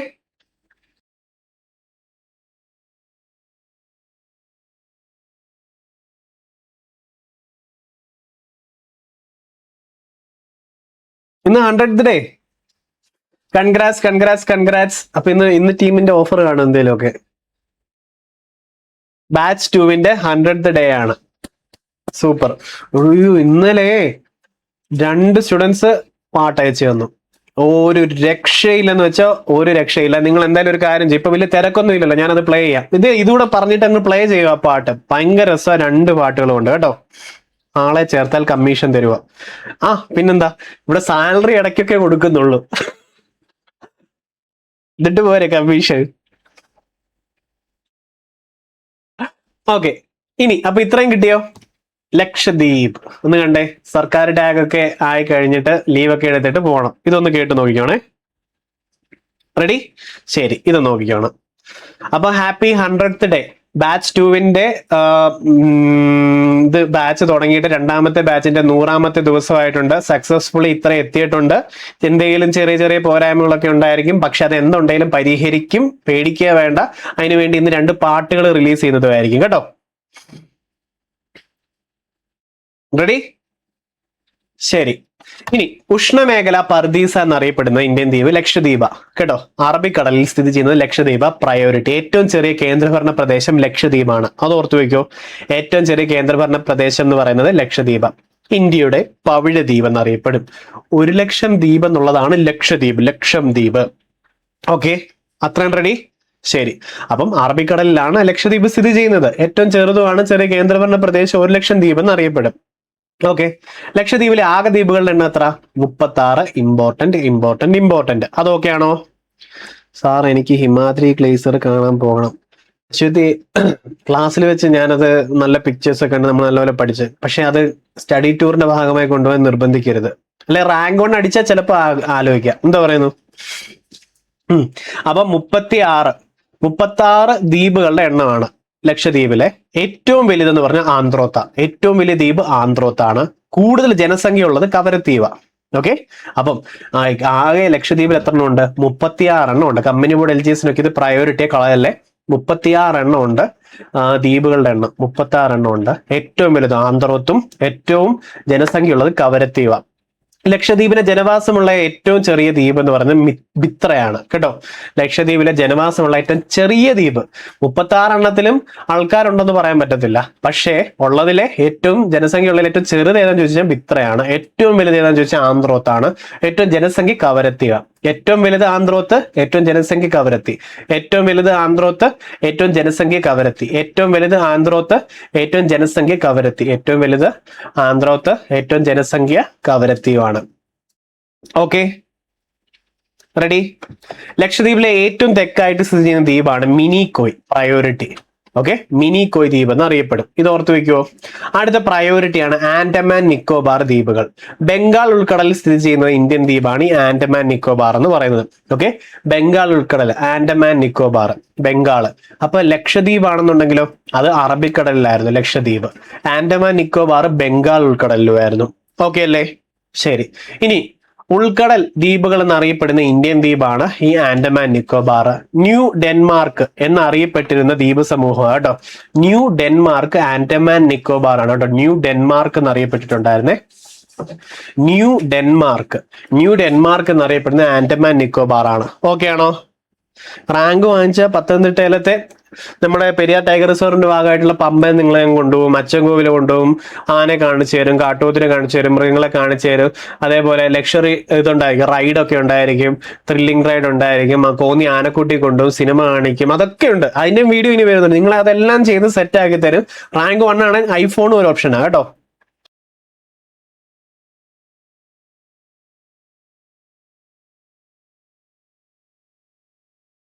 റെഡി? ശരി. ഇന്ത്യയിലെ ഏറ്റവും തെക്കേറ്റത്തായി ഇന്ദിരാ പോയിന്റ് ഇവിടെ. അപ്പൊ ഇങ്ങനൊരു ചോദ്യം ഉണ്ടേ. PSC ചോദിക്കും ഇന്ത്യയുടെ തെക്കേറ്റത്തെ പോയിന്റ് ഏതാ? ഇന്ദിരാ പോയിന്റ്. ഉപദ്വീപീയ ഇന്ത്യയിലെ തെക്കേറ്റം ചോദിച്ചാൽ കന്യാകുമാരി. ഇന്ത്യയുടെ തെക്കേറ്റം, ഇന്ത്യൻ യൂണിയന്റെ തെക്കേറ്റം ചോദിച്ചാൽ ഇന്ദിരാ പോയിന്റും. അത് ഓക്കെ ആണോ? ഓക്കെ, ശരി. ഇനി പോർട്ട് ബ്ലെയർ. നിങ്ങളുടെ കമന്റ്സ് ആണ് എന്നെ കൺഫ്യൂഷൻ ആക്കുന്നത്. പത്തനംതിട്ട പോരാ, വേറെ വേണമെന്ന്. കൊടുങ്കാടൊക്കെ ഉണ്ടെന്ന്. ഇഷ്ടപ്പെടും. പത്തനംതിട്ട എവിടെയും പോകത്തില്ലേന്നോ? ഒരു കാര്യം ചെയ്യ്, ഇടുക്കി ഡാമില് ട്രിപ്പ് കൊണ്ടുപോവാ. മതിയോ? ആ അപ്പൊ തെക്കേ അറ്റം ഇന്ദിര പോയിന്റ് ആണ്. ഇന്ത്യൻ യൂണിയന്റെ തെക്കേ അറ്റം ഇന്ദിര പോയിന്റ് ആണ്. അതേപോലെ ഉപദ്വീപീയ ഇന്ത്യയിലാണെന്നുണ്ടെങ്കിൽ കന്യാകുമാരി കേട്ടോ. പോർട്ട് ബ്ലെയർ സ്ഥിതി ചെയ്യുന്നത് സൗത്ത് ആൻഡമാനിലെ. ഇമ്പോർട്ടന്റ്, സൗത്ത് ആൻഡമാനിലാണ് പോർട്ട് ബ്ലെയർ. അപ്പൊ ആൻഡമാൻ എന്നും നിക്കോബാർ എന്നും ഡിവൈഡ് ചെയ്യുന്ന ആ അതിർത്തി രേഖയ്ക്ക് എന്തോ പറയും? എന്നെ സൊല്ലുങ്ക. നോ, ആൻഡമാൻ എന്നും നിക്കോബാർ എന്നും വന്ന് വേർതിരിക്കും. ആ സ്ഥലത്തിന് എന്തോ പറയുന്നു പറയണം. ഇനി ഇന്ത്യയിലെ ഏക സജീവ അഗ്നിപർവ്വതമായിട്ടുള്ള ബാരൻ ദ്വീപ് പ്രയോറിറ്റി. ഓക്കെ, നാർക്കോണ്ടൻ ദ്വീപ് പ്രയോറിറ്റി ആണ്, മറക്കല്. നാർക്കോണ്ടൻ ദ്വീപ് ഓക്കെ ആണോ? റെഡിയാണോ? ശരി. അപ്പൊ ഏക സജീവ അഗ്നിപർവ്വതമായിട്ടുള്ള ബാരൻ ദ്വീപ്, നാർക്കോണ്ടൻ ദ്വീപ്. ബാരൻ ദ്വീപ്, നാർക്കോണ്ടൻ ദ്വീപ്. ബാരൻ ദ്വീപ്, നാർക്കോണ്ടൻ ദ്വീപാണ്. ഓക്കെ ആണോ? റെഡി. അപ്പം 10° ചാനലുണ്ട് അല്ലെ? ആൻഡമാനെ നിക്കോബാറിനെ വേർതിരിക്കുന്ന 10° ചാനലുണ്ട്. ഓക്കെ ആണോ? ശരി. മാൽദീവ്സിന്റെ ഒരു ഡിഗ്രിയും കൂടെ നമ്മൾ പറഞ്ഞായിരുന്നല്ലോ, ഇത്ര പവൻ മാലാന്നും പറഞ്ഞുകൊണ്ടായിരുന്നു അതും കണക്ട് ചെയ്തിട്ടുള്ളത്. അത് ഓർമ്മയുണ്ടോ? ഓക്കെ, അപ്പോ ആൻഡമാനും നിക്കോബാറും 10°, അത് മറക്കല്ല. ഇനി സൗത്ത് ആൻഡമാനെയും ലിറ്റിൽ ആൻഡമാനെയും തമ്മിൽ വേർതിരിക്കുന്നത്, സൗത്ത് ആൻഡമാനും ലിറ്റിൽ ആൻഡമാനും ആണെങ്കിൽ ഡങ്കൻ പാസേജ്. ഓ അത് ശരി. വേൾഡ് ബെസ്റ്റ് എന്ന് നിങ്ങൾ എല്ലായിടത്തും പറയുമ്പോൾ അറ്റ്ലീസ്റ്റ് ഒരു വേൾഡിലെങ്കിലും കൊണ്ടുപോകണം. പൂജ, വേൾഡ് ബെസ്റ്റ് കാടുകളിൽ കൊണ്ടുപോവാം, വേൾഡ് ബെസ്റ്റ് ആർച്ച് ഡാമുകളിൽ കൊണ്ടുപോവാം, വേൾഡ് ബെസ്റ്റ് നദികളിൽ കൊണ്ടുപോകാം, വേൾഡ് ബെസ്റ്റ് കായലുകളിൽ കൊണ്ടുപോകാം, വേൾഡ് ബെസ്റ്റ് നാട്ടിൽ കൊണ്ടുപോകാം. പോരെ? Okay, promise. അപ്പം south Andaman, little Andaman, Duncan passage. South Andaman, little Andaman, Duncan passage. Okay, south Andaman, little Andaman, Duncan passage. പിന്നെ ഏതൊക്കെ ഉണ്ടായിരുന്നു? സൗത്ത് ദ്വീപ്, ഹർമീന്ദർ ബീച്ച്, എക്സെട്ര എക്സെട്ര ഒക്കെ ആൻഡമാൻ നിക്കോബാറിലെ. ആൻഡമാൻ നിക്കോബാറിന്റെ ഗോത്ര സമൂഹങ്ങൾ വേണം, കാരണം ഇതൊരു ക്വസ്റ്റ്യൻ ആയിരുന്നു. ഇതൊരു ക്വസ്റ്റ്യൻ ആയിരുന്നു. ജെറോവ കേട്ടുണ്ടോ? ഷോംബെയിൽ ട്രൈബുകള്, സെന്റിനൽസ് കേട്ടുണ്ടോ? സെന്റിനൽസിന്റെ കഥ അറിയോ? അതായത് ആൾക്കാരെ കണ്ടിട്ടില്ല, അവര് മനുഷ്യര് പോയാൽ അവരെ അമ്പ് ചെയ്ത് ആക്രമിച്ച് കൊല്ലും. സ്ത്രീകളെ മാത്രമേ ഉള്ളൂ ഉപദ്രവിക്കാതിരുന്നിട്ടുണ്ടായിരുന്നത്. അങ്ങനെയൊക്കെയുള്ള ഒരു ഇന്റർവ്യൂവും കാര്യങ്ങളും ഒക്കെ കണ്ടിട്ടുണ്ട് നിങ്ങള്. സെന്റിനൽസ് ആൻഡമാൻ നിക്കോബാറില. ജെറോവ ഓർത്ത് വെച്ചോണം. ഇതൊക്കെ ആൻഡമാൻ നിക്കോബാറിലെ സമൂഹങ്ങളാണ്, പ്രയോറിറ്റിയാണ്. ജെറോവ, സെന്റിനൽസ്, പിന്നെ ഷോംബെയിൽ ട്രൈബുകളും പ്രയോറിറ്റിയാണ്. സൗത്ത് ആൻഡമാനും ലിറ്റിൽ ആൻഡമാനെയും തമ്മിൽ വേർതിരിക്കുന്ന ഡങ്കൻ പാസേജ് ആണ്. ഓക്കെ, സൗത്ത് ആൻഡമാനും ലിറ്റിൽ ആൻഡമാനും ഡങ്കൻ പാസേജ്. ശരി. പിന്നെ ഷഹീദ് സ്വരാജ് ദ്വീപുകൾ എന്നറിയപ്പെടുന്ന ആൻഡമാൻ നിക്കോബാറിലെ ദ്വീപുകളാണ് കേട്ടോ. സുഭാഷ് ചന്ദ്രബോസ് ആണ് അങ്ങനെ വിശേഷിപ്പിച്ചിട്ടുള്ളത്, അങ്ങനെ റീനെയിം ചെയ്തിട്ടുള്ളത്. ഓക്കെ, മാംബു ബോയ്സോ. ആൻഡമാൻ നിക്കോബാർ ഗോത്ര സമൂഹങ്ങള് ജെറോവ, സെന്റിനൽസ്, ഷോംബെയിൽ ട്രൈബുകള്. ഷഹീദ് ആൻഡ് സ്വരാജ് ദ്വീപുകൾ ആൻഡമാൻ നിക്കോബാർ. ഷഹീദ് ആൻഡ് സ്വരാജ് ആണെന്നുണ്ടെങ്കിൽ ഷഹീദ് ആൻഡ് സ്വരാജ് ആണെന്നുണ്ടെങ്കിൽ ആൻഡമാൻ നിക്കോബാർ. വോട്ട് ചെയ്തോ വിദ്യ? അതേതാ? ഷഹീദ് ആൻഡ് സ്വരാജ് ദ്വീപുകൾ ആൻഡമാൻ നിക്കോബാർ. സുഭാഷ് ചന്ദ്രബോസ് ഇട്ടത് പ്രയോറിറ്റി. ഷഹീദ് ആൻഡ് സ്വരാജ് ദ്വീപുകൾ, ഷഹീദ് ആൻഡ് സ്വരാജ് ദ്വീപുകൾ, ഷഹീദ് ആൻഡ് സ്വരാജ് ദ്വീപുകൾ. ഇത്ര ഓർത്ത് വെക്കുവോ? അപ്പൊ ഈ ഭാഗം മനസ്സിലായോ? ഇത് നാളെ ഒന്നുകൂടെ പറയണെന്ന്. എന്റെ പഠിച്ചവനെ, ഞാൻ ഇതിപ്പോ ജസ്റ്റ് ഒരു 100+ ടൈം, ഇച്ചിരി ഓവറായി ഇപ്പൊ ഒരു 20 തവണയിലും പറഞ്ഞു ഓരോ ടോപ്പിക്. ഇതിന് നാളെ ഞാൻ വരുമ്പോ രാവിലെ പറഞ്ഞു കൊടുക്കണം അല്ലേ? അല്ലാതെ ഇതൊന്ന് പ്ലേ ബാക്ക് ചെയ്യുകയോ ഒരു റെക്കോർഡ് ഒന്നുകൂടെ പ്ലേ ചെയ്യുക അതൊന്നുമില്ല. ലൈവിലിട്ട് തട്ടണം അല്ലേ? என்ன சொல்ற நீங்க? ஓகே, ഇന്നത്തെ ക്ലാസ് வந்து முடிஞ்சது. இன்னைக்கு படிப்பிச்சதெல்லாம் புரிஞ்சுதா? ക്ലാസ് ரொம்ப പിടിച്ചതാ?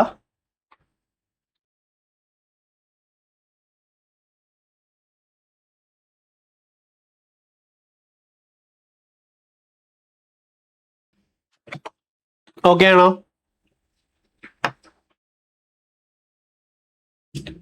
ഡ്രങ്കൺ പാസേജ് അല്ല, ഡങ്കൺ.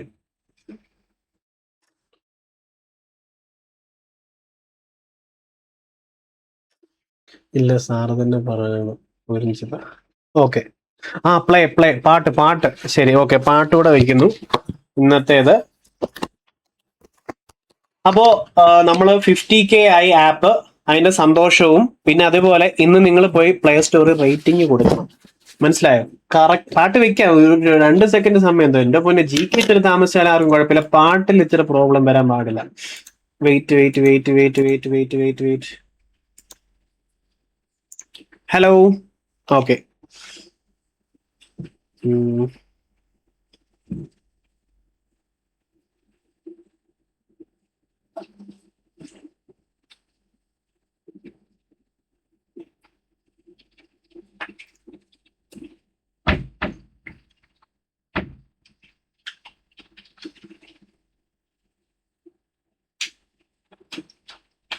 തുടങ്ങാം.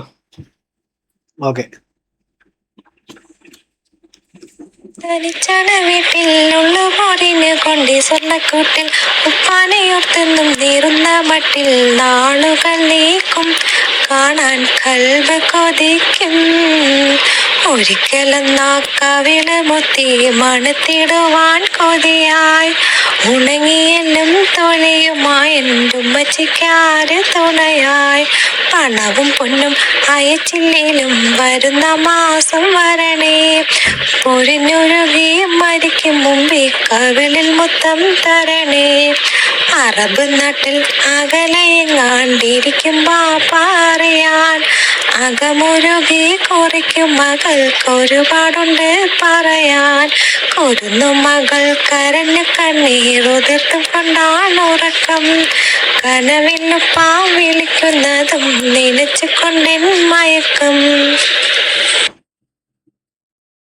ഷിബ്ന ഷിബ്ന ഷിബ്ന ഒരെണ്ണങ്ങളുണ്ട്. അടുത്തൊരാളോട് ഉണ്ട്.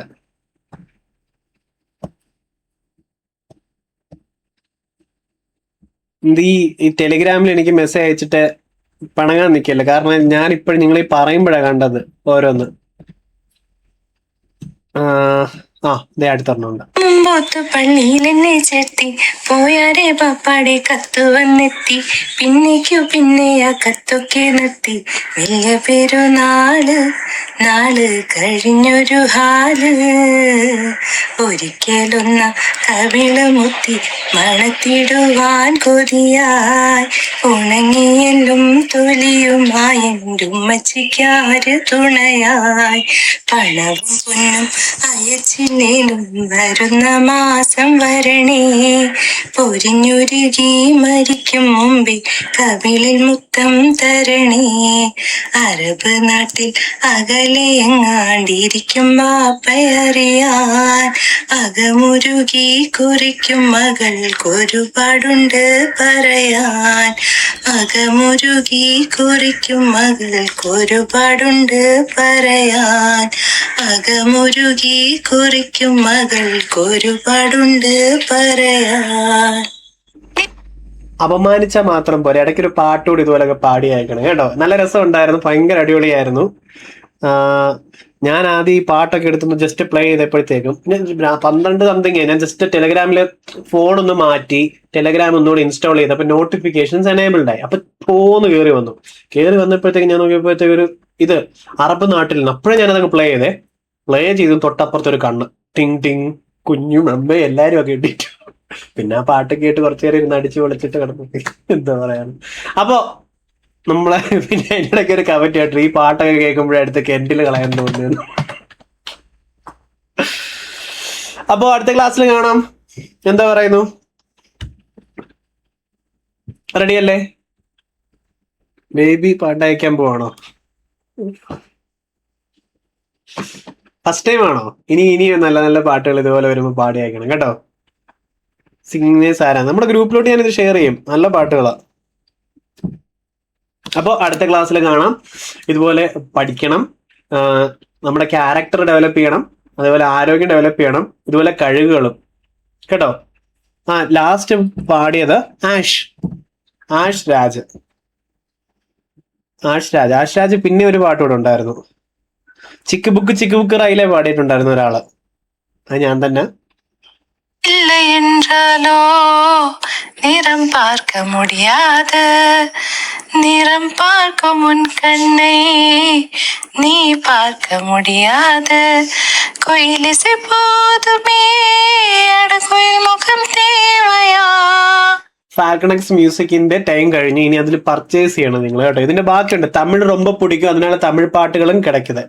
ഓക്കെ, അതും കൂടി ഇടത്തിൽ ഇത്രേ ഉള്ളൂ. ടൈം കഴിഞ്ഞു. അപ്പൊ താങ്ക് യു സോ മച്ച്. പിന്നെ ടൈം ഉള്ളപ്പോൾ നമ്മുടെ ആപ്പ് സ്റ്റോറിൽ പോയി ഒരു റേറ്റിംഗ് ഇടാൻ മറക്കരുത്. കറക്റ്റ് ജെനുവിൻ അഭിപ്രായങ്ങളും. Okay, bye thank you.